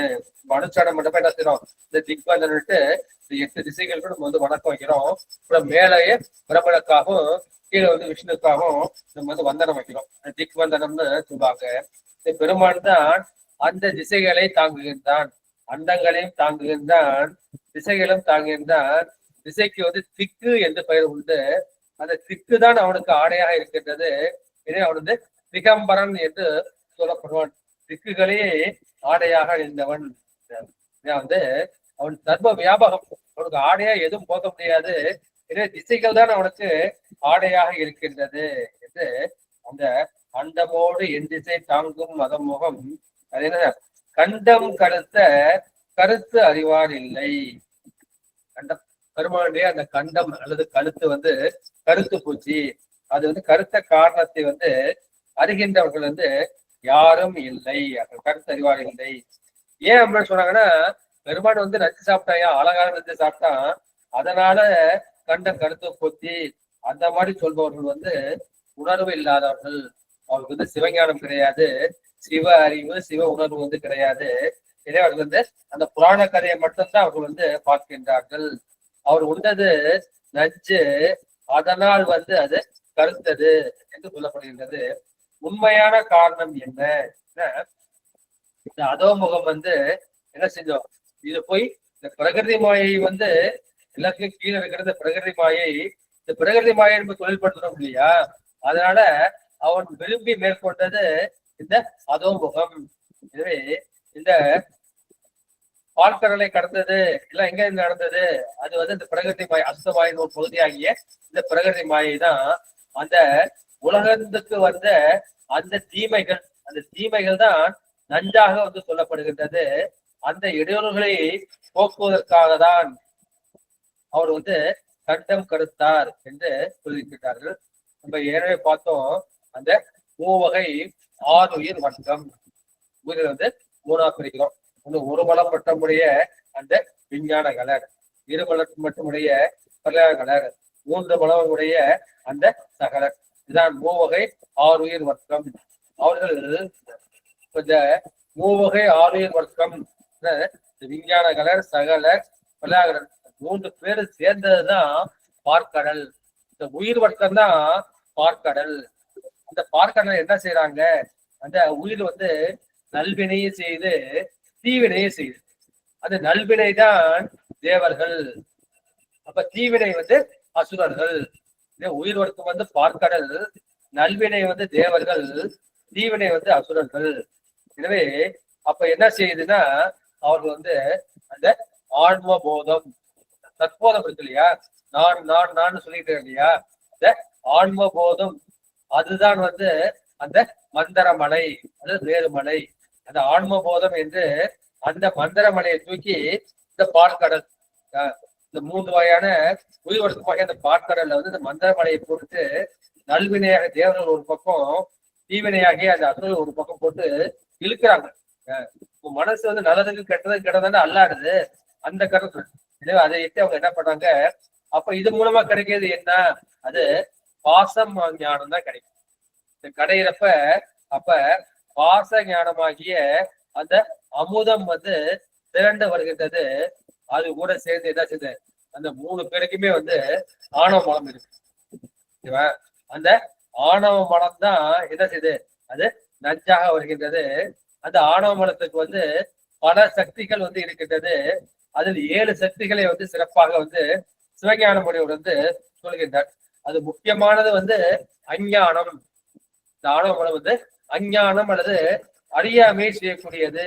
நான் வந்து ஆன்மா என்று உணராமல் இந்த உடலையே நான் என்று நினைக்க வைக்கின்றது, அதுதான் வந்து அஞ்ஞானம். அதே மாதிரி எனது அல்லாத இந்த உடலை, எனது அல்லாத இந்த வீட்டை, எனதல்லாத இந்த உறவுகளை வந்து என்னுடையது என்னுடையது என்று சொல்லப்படுகிறது. அத அகங்காரம் மகாமகாரம், நான் என்ற அகங்காரம், எனது என்ற மமகாரம், அதை வந்து இந்த ஆணவ மலம் வந்து உண்டாக்குகின்றது. அதை வந்து சிவஞான முனிவர் என்ன சொல்றாருன்னா, மோகம், மதம், அராகம், விஷாதம், சோசம், வைசித்திரியம், அரிசம் என்கின்ற அந்த 7 சக்திகளையும் அஞ்ஞானத்தோடு சேர்ந்தது. அது சேர்ந்து என்ன அந்த நஞ்சு திரண்டு அறியாமை மேற்பட்டு அந்த உயிர்களை வந்து மறைக்கின்றது. அந்த உயிர் அறிவை வந்து மறைக்கின்றது. அப்ப இந்த ஆணவ மலத்தை யாரால் நீக்க முடியும் அப்படின்னா அதை சிவபெருமான் தான் நீக்க முடியும். எனவே அந்த ஆணவமாகிய அந்த நஞ்சை உயிர் அறிவை மறைக்கின்றது. இப்ப உயிர் அறிவு வந்து எப்ப செயல்படும், எப்ப திருவடி அடையும், எப்ப வீடு பேருக்கு வரும், இது பெருமான் வந்து இறக்கப்பட்டு அந்த ஆணவ மூலமாகிய அந்த நஞ்சை விழுங்கி அதை என்ன செய்கின்றார்கள். அந்த ஆணவ மலத்துக்கு இடம் வேணும் இல்லையா, அதை போட்டு விரட்டக்கூடாது. அதுவும் என்ன பண்ணும், அதுவும் தேவைப்படுதுட்டு அதனுடைய கழுத்தில் வைத்துக் கொண்டான். இதை நம்ம உயிர்களுக்கு எப்போது அஞ்ஞானம் வந்தாலும் சரி அவர்களுக்கு அறிவை உண்டாக்கி நாம் காப்போம், இந்த உயிர்களுக்கு நாம் காப்போம் என்று அந்த தியாகத்துக்கு அடையாளமாக தன்னுடைய விரட்டில் வந்து வைத்தான். இதுதான் திருமணத்துக்கூடிய அந்த கருத்து. அது வந்து புராண கருத்து, இது வந்து இந்த சித்தாந்த கருத்து. எனவே அந்த 6 வருஷம் அவர்கள் தான் வந்து பார்க்கடல். அந்த 6 வந்து நல்வினை தீவினை வந்து செய்திருக்கின்றார்கள். அந்த நல்வினையின் தீவினையும் என்ன செய்கிறது, இந்த ஆன்ம போதம் என்கின்ற அந்த தற்போதம் அதை வந்து அது வேலை செய்யுது. ஆணும் என்ன நல்வினை ஒரு பக்கம் இருக்குது, தீவினை வந்து ஒரு பக்கம் இருக்குது. ரெண்டும் போட்டு அந்த உயிரை போட்டு கடையுது. கடையும் போது அப்போ கொஞ்சம் பயன் கிடைக்குது. ஏன்னா இந்த பாச ஞானம், இந்த பாச கருவிகளுக்குள்ள கிடைக்கக்கூடிய அந்த ஞானம் வந்து திரண்டு வருகின்றது. அந்த திரண்டு வரும்போது என்ன செஞ்சது, அப்போ வந்து நான் என்கின்ற அந்த அஞ்ஞானம் வந்து மறைக்கின்றது. இந்த ஆணவலத்தின் காரியமாகிய அந்த அஞ்ஞானமும் அதன் மற்ற சக்திகளாகிய மோகம், மதம், அராகம், விசாதம், சோசம், வைசித்திரியம், அரிசம் என்று சிவஞான சொல்லக்கூடிய அந்த 7ம் அவை நஞ்சாக திரண்டு வந்து உயிர்களை மறைக்க தொடங்குகின்றது, விழுங்க தொடங்குகின்றது. அப்போது பெருமாள் என்ன செய்கின்றார், அந்த நஞ்சை விழுங்கி நாங்கள் உண்மை எப்பொழுதும் காப்போம் என்று தன்னுடைய திருவிடத்தில் வந்து வைத்துக் கொண்டான். இதுதான் அண்டமோடு எத்திசை தாங்கும் அதோமுகம் கண்டம் கருத்த கருத்து என்பதற்கு இதற்கு உண்டான விளக்கம் வந்து இந்த சிவபெருமானது அந்த அதோமுகம் தான் இந்த நிலவுலகத்தை வந்து காப்பது. அதற்கு அறிகுறியாக தான் அது கருத்த கட்டத்தை உடையதாக இருப்பது. இந்த கருத்தை வந்து அறிபவர்கள் ஒருவரும் கிடையாது. அவர் என்ன செஞ்சார்கள், ஆழகால விஷயத்தை வந்து தேவர்களும் மதுர்களும் கரைந்தார்கள். அப்போது அமிர்தத்துக்கு பதிலாக ஆழகால நஞ்சும் வந்தது. இந்த கடல் உள்ள இந்த ஆழம் என்ற நஞ்சும் அந்த வாசுகிங்கிற பாம்பு என்ன செஞ்சது, அது கக்கிய நஞ்சு, அது காலம். ஆழ காலம் அல்லது ஆழாலம் என்று சொல்லக்கூடிய அந்த நஞ்சு உண்டது என்று கூறி மொழிகின்றார்கள். இது புராண கருத்து. எனவே அந்த பெருமாள் என்ன செய்கின்றார், அவர் வந்து தலையிலையும் மாலை போட்டுக்கிறாரு, மார்பிலையும் மாலை போட்டுக்கின்றாரு. அந்த மாலையெல்லாம் என்ன அப்படின்னா அது இறந்தவர்களுடைய இந்த வெண்தலை, இந்த உண்மையை அறிவார்கள் இல்லை என்ற கருத்தை வந்து இந்த இடத்துல பாட்டுகிறார்கள். எனவே அண்டமோடு எந்திசை என்பது அது உலகத்தை குறிக்கும். உலகம் என்பது இந்த நில உலகத்தை குறிக்கும். இந்த நில உலகத்தை அதோமுகம் தான் தாங்கும் அதோமுகம் திரட்டும். எனவே இதை காப்பது வந்து இந்த அதோமுகமே என்று அந்த பிறநிலை ஏகாரத்தோடு சொல்லி இருக்கின்றார்கள். அப்புறம் அந்த ஈசானம் முதலிய அந்த ஏழை திருமுகங்கள் அது வந்து அந்த சுத்தமாயில் 5 செய்வதாக கருதப்படுகின்றது. எனவே இந்த நிலவுலகத்துக்கு அருள் புரிவது இந்த அதோமுகமே. அதோட கீழேன்னு அர்த்தம். அதெல்லாம் பாதாளன்னு சொல்றோம், அவ கதி அதோகதி தான் நம்ம சொல்றோம் இல்லையா, அதோட கீழ் நோக்கி நிற்பது. எனவே இது கீழ் உலகமாகிய இந்த நில உலகத்தாருக்கு அருள் புரிகின்ற கருணை உடையது. அது கருணையின் காரணமாக தான் அந்த கண்டம் வந்து கருத்தது. வேகம் இருக்கின்றது, வெண்மேகம் இருக்கின்றது, கருமேகம் இருக்கின்றது. வெண்மேகத்தால் நமக்கு வந்து பயன் கிடையாது. கருமேகம் என்ன செய்யும், அது வந்து மழை வந்து பொழியும். அது உள்ளுக்குள்ள வந்து மழை நீர் வந்து அடக்கமா இருக்கின்றது. அதே போல அங்க கண்டம் கருத்தது இருக்கு இல்லையா, அந்த கண்டம் கருத்ததுல வந்து அங்க கருணை அல்லது அருள் வந்து அங்கே தங்கி இருக்கின்றது. எனவே அந்த கண்டம் கருத்தது வந்து இந்த கருணையின் காரணமாக என்ற இந்த கருத்தை வந்து சொல்லியிருக்கின்றார்கள். எனவே இந்த திருமுகம்தான் இந்த நில உலகத்திற்கு கரை மிரட்டு அண்ணலாக தோன்றும் என்று சொல்லியிருக்கிறார்கள். சகல வர்க்கமாகிய இந்த நில உலக மக்களையும் ஏற்றுக்கொள்ளும் அந்த பிரளயாகலர் விஞ்ஞான கலர் என்ற அந்த அகலரையும் ஏற்றுக்கொள்ளும், அகலரையும் ஏற்றுக்கொள்ளும், சகலரையும் ஏற்றுக்கொள்ளும் என்று சொல்லி இருக்கின்றார்கள். ஏன்னா அந்த மூவகை வர்க்கத்துக்கும் ஆணவ மனம் உள்ளது என்று அந்த கருத்து சொல்லப்படுகிறது. ஆணவ மலத்துக்கு வந்து இன்னும் நிறைய பேர் இருக்கு. ஒண்ணு இருள் மலம், கருப்பா இருக்கிறது இருள் மலம், கண்டம் கட்டுறதுன்னு சொல்றாங்க. ரெண்டாவது மூர்ச்சை, அது என்ன அந்த ஆணவம் இருந்தா அவன் என்ன செய்யறான், மூர்ச்சைன்னா நமக்கு மயக்கம் ஆயிடப்பாரு இந்த உலக மயக்கத்தை அவன் மயக்கம் அடைந்து வருகின்றான். மிருத்துனா நமக்கு மரணத்தை உண்டாக்கக்கூடியது. ஆணவ மலம், சகச மலம், இருள் மலம், மூர்ச்சை, மிருத்து என்ற மற்ற பெயர்களும் இதற்கு இருக்கின்றது. இந்த இறைவனின் கண்டத்தில் உள்ள இந்த கரை அது இருள் மலம் அல்லது நஞ்சு, அது என்ன செய்த ஆணவ மலத்தை நீக்கி அவன் அருள்வதற்கு ஒரு சிறந்த அடையாளமாக இருக்கின்றது. சரி, இது ஏன் கண்டத்துல இல்லாம மார்புல இருக்கலாமே, வயிற்றுல இருக்கலாமே? மாதிரி மார்பு, வயிறு முதலிய இடங்களில் நில்லாமல் இது ஏன் கண்டத்துல நிக்கணும் அப்படின்னா அதுக்குதான் சொல்றாரு. ஏன்னா ஏன் நிக்குதுன்னா, இங்கதான் இந்த அதோ முகம் இருக்குது. ஈசான முகம் வந்து மேல இருக்கு, அதோ முகம் வந்து இங்க கீழே இருக்கு. அந்த அதோ முகத்துலதான் அவரு தாங்கிக்கிறாரு. அந்த கீழ்கண்டத்திலே நிற்பது அது அதோ முகத்தின் வடிவாகின்றது. இத்தனை உண்மைகளை வந்து யாரால் வந்து உணர முடியும்? அது உணரக்கூடியவர்கள் யாரும் இல்லை. அதான் என்ன பண்ணிட்டாங்க, பெருமான் வந்து அந்த நஞ்சை சாப்பிட்டாரு, அம்பாள் வந்து கண்டத்திலே தடுத்து நிப்பாட்டிட்டாங்க. அந்த மாதிரி புராண வரலாற்றை வந்து அவர்கள் கூறுகின்றார்கள். இதே அந்த உண்மையான கருத்தை வந்து அவர்கள் அறிய மாட்டார்கள். உண்டது நஞ்சன் உரைப்பர் உணர்விலோர். இந்த சிவ உணர்வு இதை நீங்க உணர்வு மூலமா தான் உணர்வு பூர்வமாக அனுபவிக்க வேண்டும் என்று அந்த கருத்தை வந்து சொல்லியிருக்கின்றார்கள். மற்ற இடத்துல என்ன செய்தார், அவர் வந்து தலைமாலை வந்து அணைந்திருக்கின்றார். அந்த தலைமாலைலாம் யாரோட தலைமாலை? அது அந்த தேவர்களுடைய 33 தேவர்களுடைய அந்த தலைமாலை.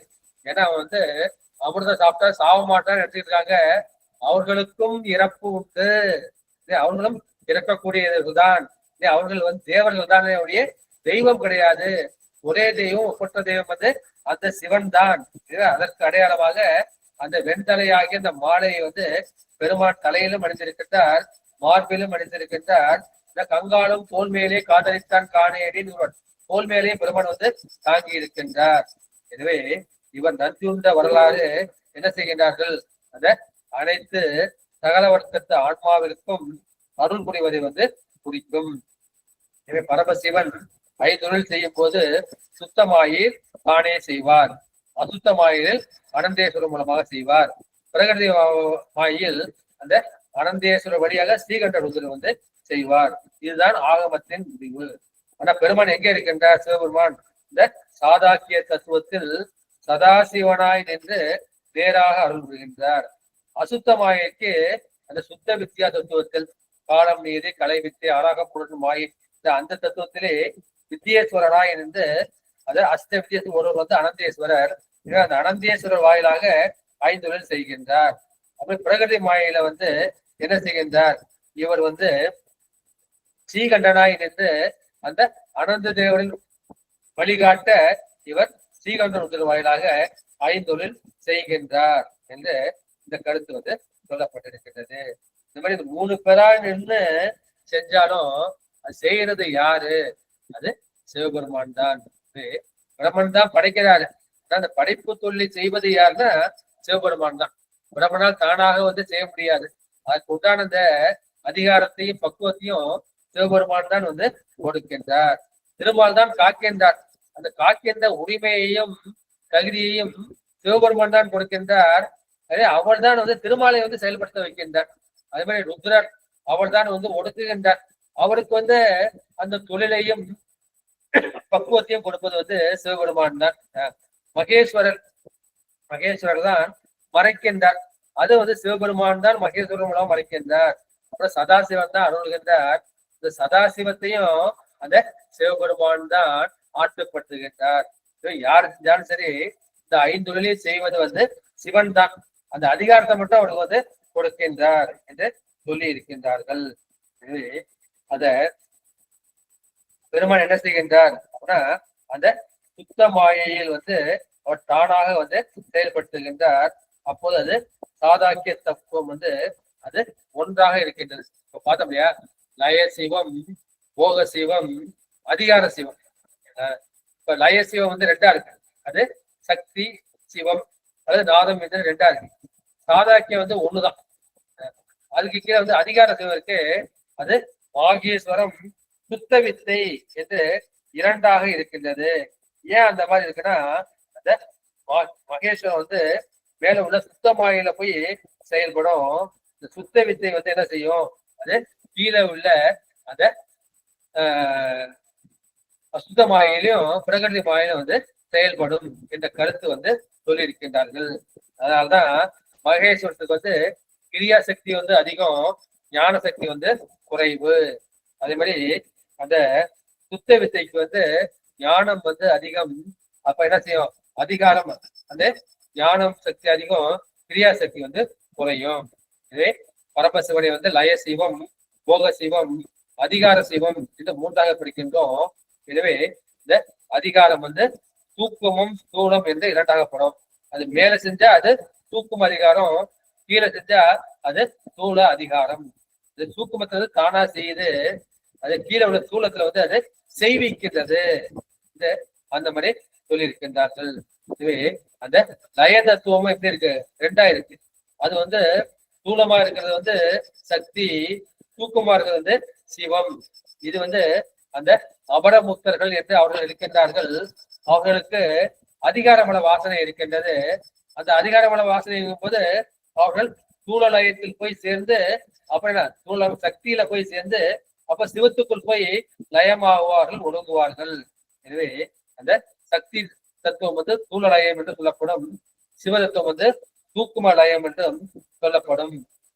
எனவே அசுத்த மாயையில் பிரகிருதி மாயையிலும் பெருமான் மற்றவர்கள் மூலமாக அந்த அருள் ஐந்துகள் செய்கின்றார். ஆனா அருளல் என்பது என்ன?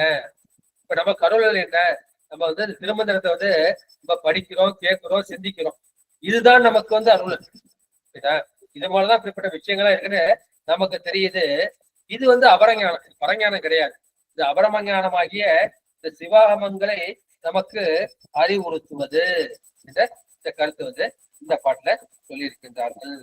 எனவே அந்த 63 நாயன்மார்களுக்கும் அந்த பட்டத்தை ஞானத்தை வழங்கியது யார்? அந்த பரமசிவனே. அவர்கள் அடைந்த பதமுக்தியா இருக்கலாம், அபரமுக்தியா இருக்கலாம், அல்லது எந்த முக்தியா இருந்தாலும் அதை செய்தது எல்லாம் சிவனே என்று இங்க இந்த பாட்டுல சொல்லியிருக்கின்றார்கள். எனவே நம்ம சமய தீட்சை வாங்கணும், சரியில் நிக்கிறோம், அப்போது என்ன செய்யறோம், இந்த நூல்களை நம்ம படிக்கிறோம். படிச்சோம், நமக்கு விளங்கிடுதா? நமக்கு விளங்கல. ஓரளவுக்கு தான் நமக்கு விளங்குது. அடுத்து நம்ம என்ன செய்யறோம், திரும்ப திரும்ப கேட்கிறோம். அப்புறம் விசேஷ தீட்சை நம்ம வாங்குறோம். அந்த மாதிரி போயிட்டு அப்ப பூஜை பண்றோம். பூஜை பண்றப்ப பெருமான் இங்க உள்ளே இருந்து நம்ம வெளியில ஆவாகனம் பண்றோம், திரும்ப ஒடுக்குறோம். பெருமான் உள்ளதான் இருக்காரு அப்படின்ட்டு, உள்ளத்துக்குள்ளே உலகோட தேசங்கள் சொன்னார் இல்லையா, அப்பதான் சொல்லிட்டு அப்போது யோகம் பண்றோம். அப்ப வர்றப்ப நமக்கு என்ன செய்யுது, இந்த தத்துவ ஞானம் கொஞ்சம் நல்லா விளங்குது. அப்ப முழுசா விளங்குனா என்ன பண்ணும், அப்ப நிர்வாண தீட்சை பெற்றா அது முழுமையாக விளங்கும். பெருமான் தீட்சை எப்படி கொடுக்கட்டாரு அப்படின்னா, அந்த விஞ்ஞானிகளுக்கு உள்ளிருந்து உணர்த்துவார் தன்மைன்னு பார்த்தோம். இந்த பிள்ளைகளுக்கு முன்னிலையில் பெருமான் அந்த நெற்றிக்கண், கருத்த கட்டம், மான்மடு தாங்கி அந்த வடிவத்தோடு தீட்சை கொடுப்பார்.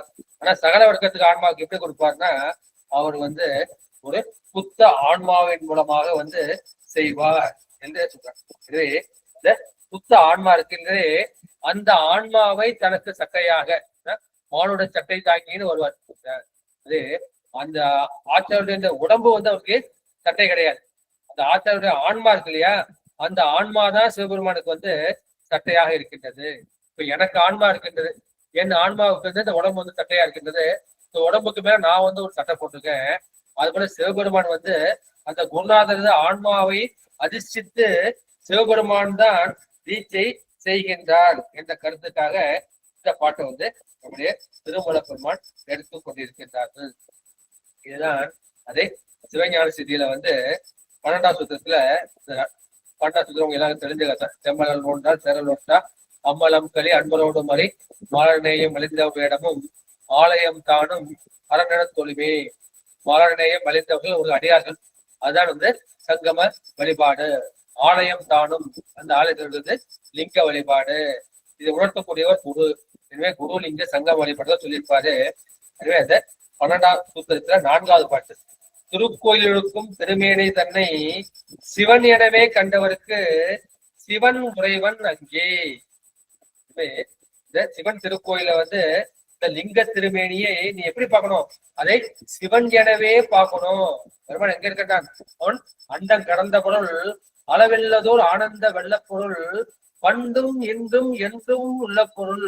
நீ எப்பேற்பட்ட ஆளுப்பாடின்னு இந்த 224 குணங்களும் எல்லா அண்டங்களையும் நீ வந்து கடந்திருக்கிற. அண்டம் கடந்த பொருள், அளவில்லதோர், உனக்கு வந்து அளவே கிடையாது, எல்லையே கிடையாது.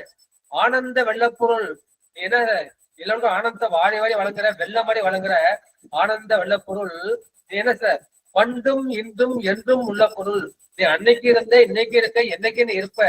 பண்டும் இன்னும் அப்பேற்பட்ட அந்த வெள்ளப்பொருள். அப்பேற்பட்ட நீ என்ன பண்ற? நான் வழிபடக்கூடிய இந்த சிவலிங்கத்துல எனக்கு அருள் புரிவதற்காக வந்து நீ அருள் புரியப்பா. இதுக்கு நான் என்ன வந்து கைமாறு செய்ய முடியும்? அந்த மாதிரி வந்து மனசுல வந்து நினைக்கிறோம்.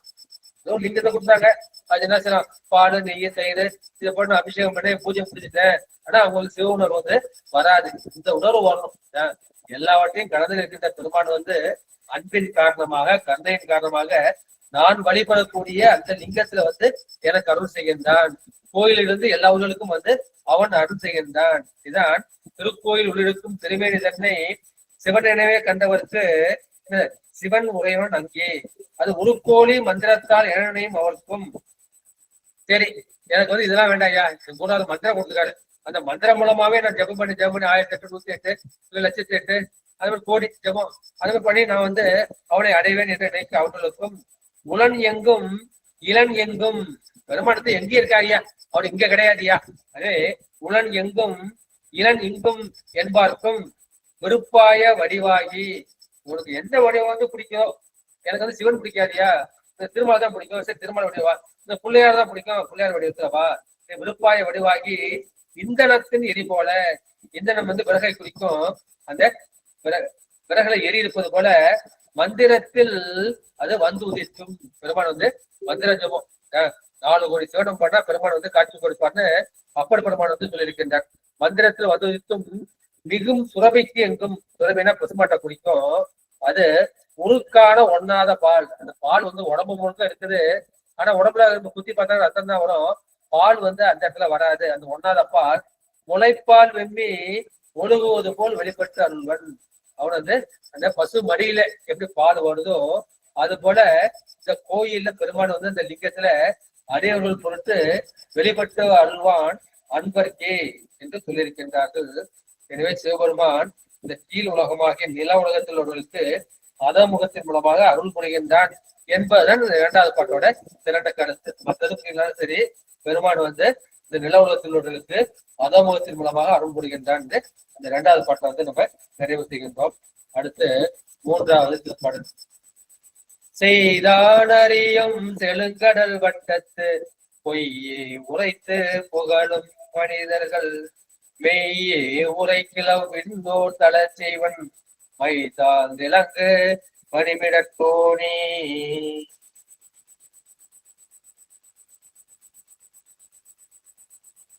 செய்தான் அறிவன். இந்த உலகத்தை வந்து செய்தது யார்? படைத்தது யார்? இந்த பிரம்மன்னு சொல்றோம். பிரம்மன் மூலமாக சிவன் தான் வந்து படைத்தார். அந்தம் ஆதி என்பதால் புலவர். இந்த அந்தத்தை செய்யக்கூடிய இந்த சங்காரகாரனாகிய அந்த சிவபெருமான் தான் முதற் கடவுள், படைப்பு கடவுள் என்பது முதல் சூத்திரம். எனவே செய்தான் அறிவான். இந்த உலகத்தை படைத்த அந்த சிவன் வந்து அறிவான். என்ன அறிவான்? செழுங்கடல் வட்டத்து. இந்த செழுமையான கடல் உடை சூழ்ந்த அந்த நில உலகத்து பொய்யே உரைத்து புகழும் மனிதர்கள். வாயில் நல்லதா வருது, சத்தியமா வருது, உண்மையா வருது, 100க்கு 90 பொய் தான் வருது. இதுதான் பொய்யே உரைத்து புகழும் மனிதர்கள். பொய் சொல்லியே புகழ்கின்ற இந்த மக்களே தம்மையே புகழ்ந்திச்சை பேசினும் சுந்தரர் பாடி இருக்கின்றார் இல்லையா. இந்த புகழ்வதற்காக நம்ம பொய் சொல்றோம், பொருள் வாங்குவதற்காக நம்ம பொய் சொல்றோம், கோச்சிங் வாங்குறதுக்காக நம்ம பொய் சொல்றோம், ஒரு காரியம் பொய் சொல்றோம். பொய்யே உரைத்து புகழும் மனிதர்களே மக்களே நீங்க என்ன செய்யணும், மெய்யே உரைக்கில் விண்ணோன் தொலைச்செய்வன்.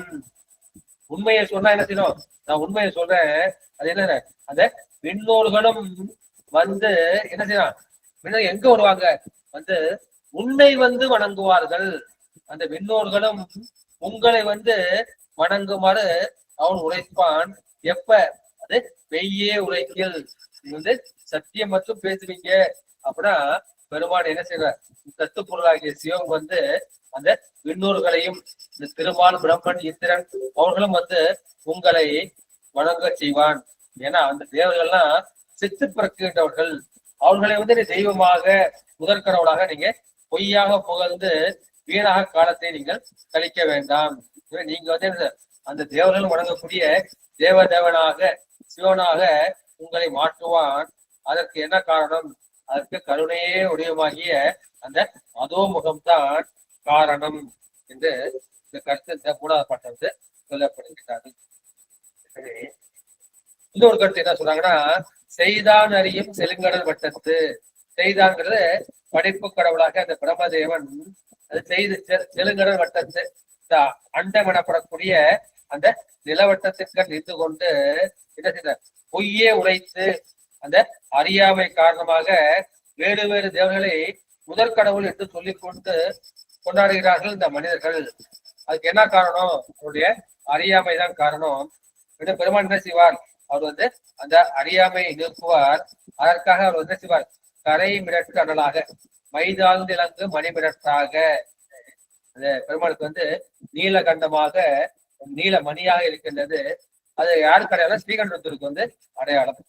ஸ்ரீகண்டத்துக்காக இருந்து அருள் புரிவதை நீங்கள் மெய்யே உணர்ந்து அதை உண்மையாக உணர்ந்து அவன்தான் அருள் புரிகின்றான் அதை நீங்கள் உண்மையாக உணர்ந்து புகழ்ந்தால் அந்த புகழ்ச்சிக்காக பெருமாள் என்ன செய்வார், அந்த தேவர்களை வந்து வணங்குமாறு உங்களை உயர்ந்த நிலையில் வந்து வைப்பார். எனவே நில உலகிற்கு ஸ்ரீகண்ட ருத்திரன் அவர்தான் வந்து மற்ற தேவர்களை வந்து ஆட்டுப்படுத்துகின்றார். திருமால் அயன் இந்திரன் இவங்கெல்லாம் ஆட்டுப்படுத்துவது வந்து அந்த ஸ்ரீகண்ட ருத்திரன். அந்த ஸ்ரீகண்ட ருத்திரன் வந்து பரமசிவனது அதோமுகத்தில் இருக்கின்றார்.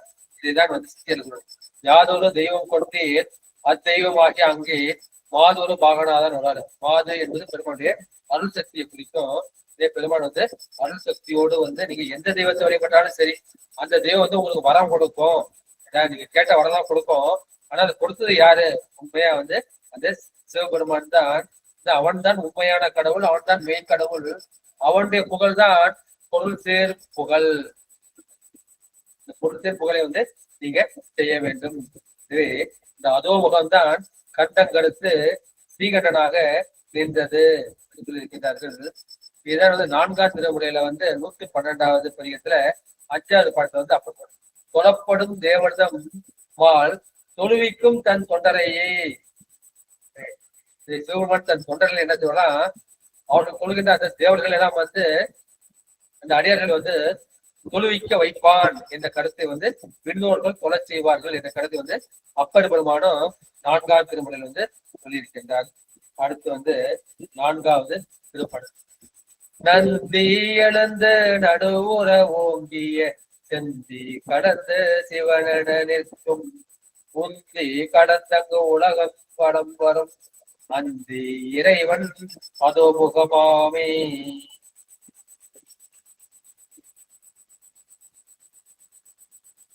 நந்தி எழுந்தது, நந்தியாக்கிய நந்தி என்ற பெயருடைய அந்த சிவம் வந்து என்னது, அந்த ஆன்மாக்களை காப்பாற்ற வேண்டும், ரட்சிக்க வேண்டும் என்று திருவுளம் கொண்டு அது எழுந்தது. எழுந்து நடுவுற ஓங்கிய, தனக்கு நடுவாக உயர்ந்த தன்மை உள்ள அந்த பராசக்தியை அதிர்ஷ்டித்து நின்று, சிவபெருமான் வந்து பராசக்தியின் மூலம்தான் எல்லாத்தையும் செய்வாரு. எனவே அந்த அம்பாள் தான் பெருமானுக்கு நடுவில் இருக்கின்றார். இருவர் நடுவுள் பெருமான் தான் இருக்கிறார். நடுவாக உயர்ந்த தன்மையை இந்த பராசக்தியை அதிர்ஷ்டித்து நின்று என்ன செய்கின்றார்? சிவனென நிற்கும் அவர் சதா சிவம் என்றும் இந்த சிவ சாதாக்கியமாக அவர் வந்து நிற்பார். முந்தி கலந்து அங்கு உலகமும் வளம் வரும். பின்பு முதலில் கலந்து அந்த உடனாகிய அந்த உலகமாகிய பிரபஞ்சத்தில் அவர் எப்படி இருப்பார்? அவர் வந்து பிரம்மனாக, திருமாலாக, ஈசனாக, ஈஸ்வரனாக, மகேஸ்வரனாக, சதாசிவனாக அவர் விளங்குவார். எனவே இறைவன் அதோமுகமாவது ஆன்மாக்களை ஈடேற்ற வேண்டும் என்ற பெரும் கருணையினால் அதுக்கான அந்த உயர்ந்த நிலையில் அந்த நாதாந்தம் அதெல்லாம் கடந்த நிலையில அவரு வந்து அந்த உயர்ந்த நிலையிலிருந்து கீழ் இறங்கி வருகின்றார். கீழிறங்கி பஞ்ச கிருத்தியமாகிய ஐந்தொழிலை செய்கின்றார், செய்ய வைக்கின்றார். இந்த செந்தி என்பது பராசக்தியை குறிக்கும் என்பது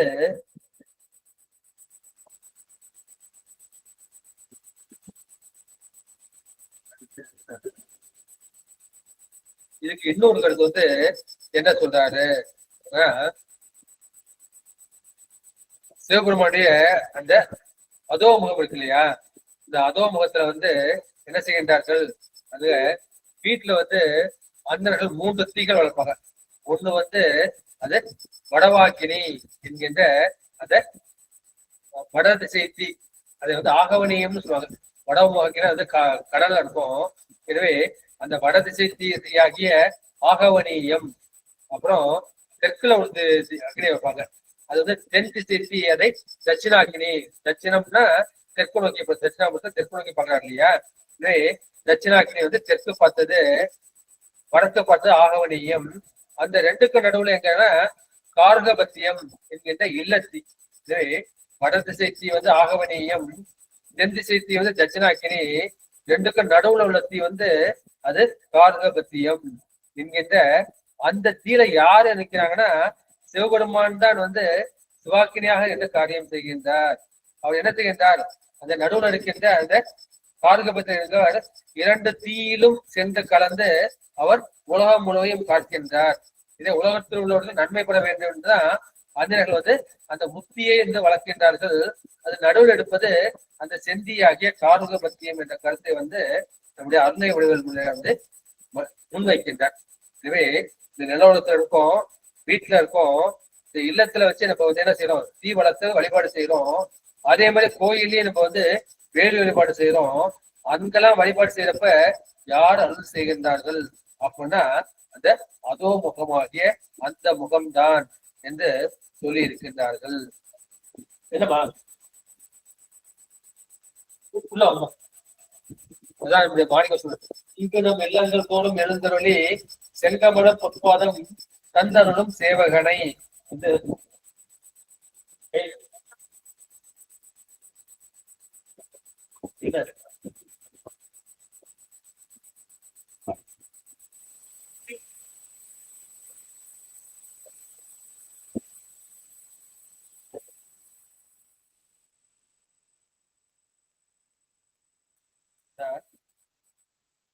இல்லத்துலதான் இங்கு நம் இல்லங்கள் தோறும் எழுந்தருளி செங்கமல பொற்பாதம் தந்தருளும் சேவகனை.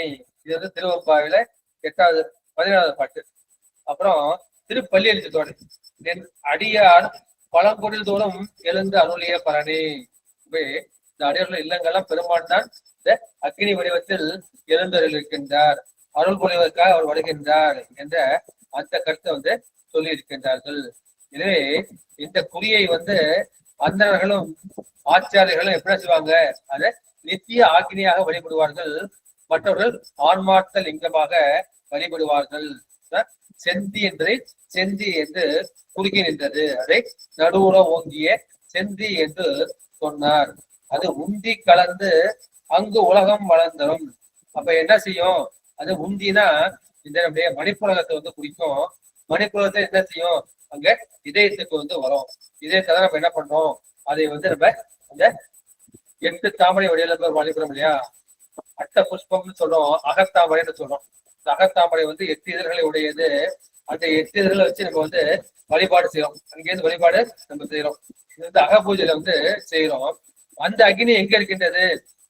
அதான் வந்து மூலாதாரத்துல அந்த அக்னி தான் இருக்கு. மூலாதாரத்து மூன்றலை கடலை காலால் எழுப்பும் கருத்து அறிவித்தே என்று சொல்லியிருக்கிறார் இல்லையா? இது அந்த மூலாதாரத்துல அந்த அக்னி அங்கதான் இருக்கு.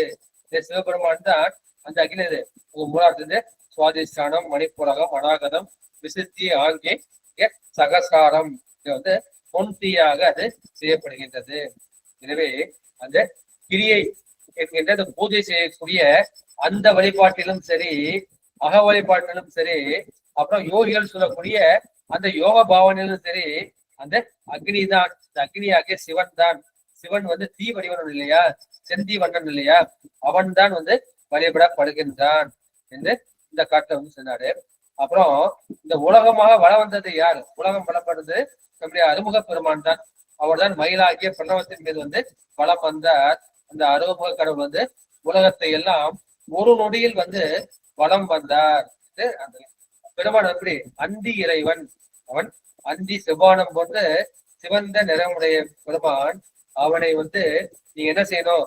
அந்த அந்தியாகிய சந்தியில், காலை சந்தி, நண்பகல் சந்தி, அந்தி சந்தி என்ற 3 சந்திகளிலும் நீங்கள் வழிபாடு செய்ய வேண்டும். அந்த மாதிரி வழிபாடு செய்தால் அவருடைய அதோமுகம் இந்த நில உலகத்தாருக்கு வந்து அருள் செய்யும் என்ற கருத்து வந்து இந்த 4வது பாட்டில் பெறப்பட்டிருக்கின்றது. அடுத்து 5வது திருப்பாடல். அதோமுகம் கீழண்டமான புராணன், அதோமுகம் தன்னோடு எங்கும் முயலும், அதோமுக தொன்மலர் கண்ணி பிரானும், அதோமுகன் ஊழி தலைவனுமாமே. பெருமான் வந்து எதற்காக அதோமுகத்தை தாங்குகின்றார் என்பதுதான் இந்த பாட்டுல உள்ள திரண்ட கருத்து. 3வது வரி. சதோமுகத்து ஒன்மலர் கண்ணி பிரானும். சத்து ஓ, சத்து கூட்டல் ஓ வந்து சதோ. சத்தாகிய அந்த சிவபெருமான் ஓம் என்னும் பிரணவடுவாய் உள்ள பொன்மலர் ஒளி பொருந்திய மலரான் என்ற அந்த பிரணவ மாலையை அணிந்தவன். அது கிடையாது, நம்ம கொன்றை மாலை வந்து வச்சுக்கோம். கொன்றை மாலை வந்து பிரணவ புஷ்பம். எனவே சத்தாகிய சிவபெருமான் ஓம் என்னும் பிரணவ வடிவாக உள்ள அந்த ஒளி பொருந்திய அந்த மலராகிய மாலையை அணிந்த அந்த முதல்வன். அவன் வந்து புராணன், அவன் வந்து அனாதி பழமையானவன். அவன் என்ன செய்யறான்? கன்னி பிரானும் என்ன செய்யறான்?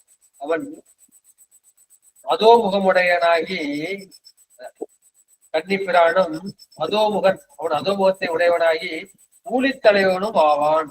அந்த சங்கார தொழிலை செய்பவனும் அவனே ஆவான். அது மட்டுமா? அதோமுகம் கீழ் அண்டமான புராணன். அதே மாதிரி புராணம்னா பழமையானவன். அந்த பழமையான அவன் அதோமுகம் தாங்கி அதோமுகம் தன்னோடும் எங்கும் முயலும். அந்த கீழ் உள்ள பிரகிருதி மாயா கோணங்களே, அந்த கோணங்கள் உள்ள அண்டங்களுக்கு அவன் அருள் புரிவான். பெருமான் சத்து பொருள், அது சத்தாகிய சிவம் ஓம் என்கின்ற அந்த பிரணவத்தை மாலையாக அணிந்திருக்கின்றது. அவன்தான் முதல்வன், கன்னிப்பிரான்.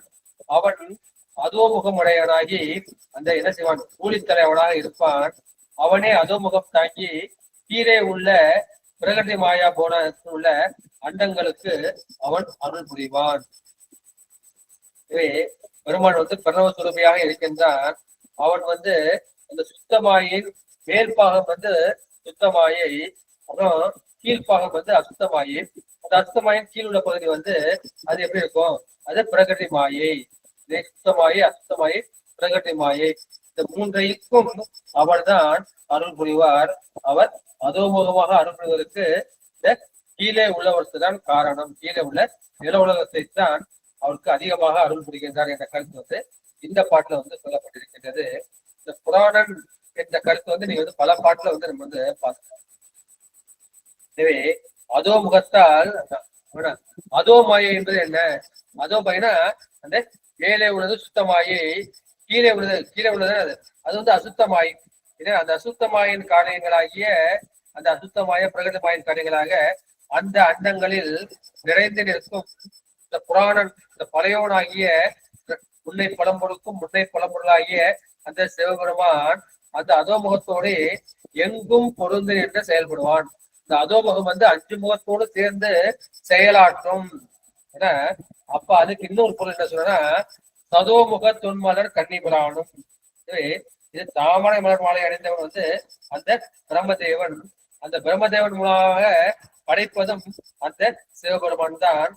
அவன் தான் இந்த பிரம்ம கற்பத்தும், இந்த பிரம்ம லோகமும் ஒரு காலத்துல அழிஞ்சு போயிடும். அந்த பிரம்ம கற்பத்திற்கும் அவன் தான் தலைவன் என்று சொல்லு. இந்த மூன்றாவது சதோமுகம்னு வருது இல்லையா, சதோமுகம்னா சதம்னா 100. அதே சதோமுகம்னா 100 உடையது, 100 இதழ் உடைய தாமரை வந்து சதோமுகம் என்று சொல்லப்படும். எனவே அப்ப அந்த பிரம்மன் வந்து எங்க இருக்கின்றான்? ஏற்கனவே 5 கலைகள் வந்து நிவர்த்திகளை, பிரதிஷ்டாகலை, வித்யாகலை, சாந்திகளை, சாந்தி அதீதகலைன்னு சொல்லியிருக்கேன். எனவே இந்த நிவர்த்தி கலைக்கு யாரு வந்து தலைவன் அப்படின்னா வந்து அங்கு பிரம்மன். பிரதிஷ்டாகலைக்கு வந்து விஷ்ணு, வித்யாகலைக்கு வந்து ருத்ரன், நிவர்த்திகளை பிரதிஷ்டாகலை, சாந்திகலைக்கு வந்து மகேஸ்வரன், அப்புறம் சாந்தி அதிகளுக்கு வந்து சதாசிவன். எனவே சதோமுகம் என்பது 100 இதழை கொண்ட அந்த தாமரை வந்து குறிக்கும். அதை அணிந்த அந்த பிரம்மன் அவன் வந்து நிவர்த்தி கலைக்கு தலைவனாக இருக்கின்றான். அது போல ஒவ்வொரு காரண தெய்வங்களும் ஒவ்வொரு கலைக்கு காரண கடவுளாக இருந்து இந்த உலகத்தை வந்து காக்கின்றது. இந்த புராணம்ங்கிற வார்த்தை வந்து நம்ம பல இடத்துல பார்த்திருக்கோம். இந்த திருமந்திரத்திலே 2 பாட்டுல இருக்கு. இப்ப முதல் தஞ்சம் இமயவத்தம்மையும் எம்மையும் அமைய வகுத்த அனாதி புராணன். இமயவன் தம்மையும், இந்த தேவர்களையும், எம்மையும் என்னை போன்ற சகல வருஷத்து ஆன்மாக்களையும் முன்னம் அமைய வகைத்த அனாதி புராணன் அவன்தான். தமையங்களாரும் தன் தாளினை நாட அமையங் உணர்கின்ற ஆதிப்பிரான். இந்த 60 சமயம் சொல்லக்கூடிய ஆதிப்பிரான் வந்து அவன் தான் முதல் தந்தத்துல வந்து பார்த்திருக்கோம். அடுத்து வந்து இன்னொரு 5ஆம் தந்தம். புகழன் என்றார்க்கும் புராணன் எம் ஈசன். யாரெல்லாம் புகழ்கின்றார்களோ அவர்களெல்லாம் உன்னை பழம்பொருளுக்கும் முன்னை பழம்பொருளாக புராணாக எம்முடைய ஈசன் தான் இருக்கின்றான். இந்த புகழ்வதற்காக அவன் என்ன செய்ய புண்ணியத்தை வந்து கொடுக்கின்றான். இகழன் என்றார்க்கும் இடும்பைக்கு இடமா. சில பேர் சிவனை வந்து கடவுளை வந்து இகழ்கின்றார்கள், அவர்களுக்கு இடும்பை வருகின்றது. இந்த வினைப்பயனை ஊட்டுகின்றான். மகிழன் என்று ஆதியை ஓதி உணரா கலியன் என்றார்க்கு ஒரு கற்பசுதாமே. பெருமான் தான் இந்த மாதிரி இருக்கின்றார்.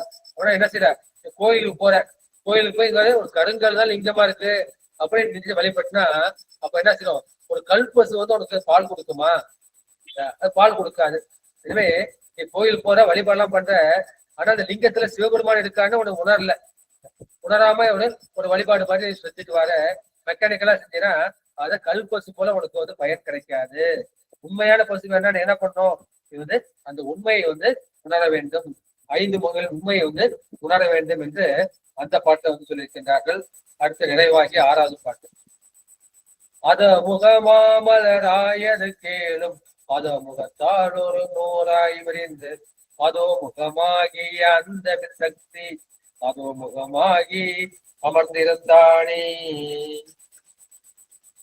அதோ முக மலர் மாமலர் ஆயது மான பெருசு, இந்த பெரிய மலரான அந்த வித்தையை வந்து கேள்வின்கள், நீங்கள் வந்து கேளுங்கள். இந்த அதோமுகமே பெரிய மாமலராக ஆன அந்த விந்தையை நீங்க வந்து கேளுங்கள். அதோ முகத்தால் ஒரு நூறாய் விரிந்து, பெருமானுடைய கீழ் நோக்கிய சக்தி தான் அதோ முகம். அந்த கீழ் நோக்கிய சக்தியாகிய அந்த அதோமுகமாக இறைவனது ஆற்றல் ஒரு நூறாய் விழுந்து 100, 1000, லட்சம், கோடி அந்த மாதிரி அது 1000 விரிந்து அதோமுகமாகிய அந்தமில் சக்தி அது பிரகதி மாயா பௌனங்களாக அது விரிந்து கொண்டே சென்றது. அவற்றை எல்லாம் அதோமுகமாகி அமர்ந்திருந்தானே. எனவே அந்த அதோமுக சக்தி வந்து அந்த கீழ் உள்ள எல்லா கோணங்களையும் அதிர்ஷ்டித்து நிற்கின்றது. அந்த அதோமுகமான அந்த மாயையை என்ன செய்கின்றது, இந்த பெரிய மலர் போல இந்த போனங்களாக, இந்த 234 போனங்களாக அது விரிகின்றது. அந்த போனங்களாகிய இதழ்கள் விரிகின்றன என்று உருவகம் செய்கின்றார். எனவே இந்த அதோமுகம் என்றது பெருமானது ஆதிசக்தி ஆகிய அந்த அந்தமில் சக்தி. அதிலே இருந்தான் பெருமானுடைய வைப்பு சக்தி ஆகிய இந்த மாயா சக்தி வருகின்றது. அந்த மாயை தான் சுத்தமாயி அசுத்தமாயி பிரகிருதி மாயை என்று மூன்றாக பிரிந்து அதில் 224 கோணங்கள், பல கோடி அண்டங்கள் இருக்கின்றன. அந்த அப்பேற்பட்ட எல்லா கோணங்களிலும் அந்த அண்டங்களிலும் சிவபெருமான் தான் இருந்து அருள் புரிகின்றான். எனவே சிவபெருமானது அதோ முகம் ஒரு பெரிய தாமரை மலர் போல நிற்கும். அந்த முறையை நான் சொல்கின்றேன், நீங்கள் கேளுங்கள். மேலே உள்ளது சுத்தமாயை. அந்த சுத்தமாயிலிருந்து அவன் தொழில்படுத்துகின்றான். அப்ப கீழே உள்ளது அந்த அசுத்தமாயை. அந்த அசுத்தமாய்க்கு நிறைய சக்தி இருக்கின்றது. அதுக்கு கீழே பிரகிருதி மாயை. ஒண்ணுல இருந்து ஒண்ணு அப்படி மணல் போல விடிஞ்சுக்கிட்டே வருது. அதுல இருந்து அளவில்லாத சக்திகள் அது வந்து கொண்டே இருக்கின்றது. அந்த மலரின் கண்ணே சிவபெருமான் வீட்டிருக்கின்றான் என்று இந்த பாட்டுல இந்த கருத்தை சொல்கின்றார். பெருமானுடைய சக்தி ஒண்ணு, அது சிவசக்தி. அந்த சிவசக்தி அந்த செய்யக்கூடிய காரியங்களை பார்க்கும் போது அது பலவாக இருக்கின்றது. படைக்கும் சக்தி, காக்கும் சக்தி, ஒடுக்கும் சக்தி, மறைக்கும் சக்தி, அருளும் சக்தி என்ற பல இதழ்களாக அளவிடந்த காரியங்களை செய்கின்றது. அதுவே 5 கலைகளாக இருக்கின்றது. நிவர்த்திகளை, திருச்சாக்களை, வித்யாக்களை, சாந்திகளை, சாந்தியாதிகளை. அதுவும் தாமரை மாமலை ஒண்ணுக்குள்ள ஒண்ணு அந்த மாதிரி வியாபியமாக இருக்கின்றது.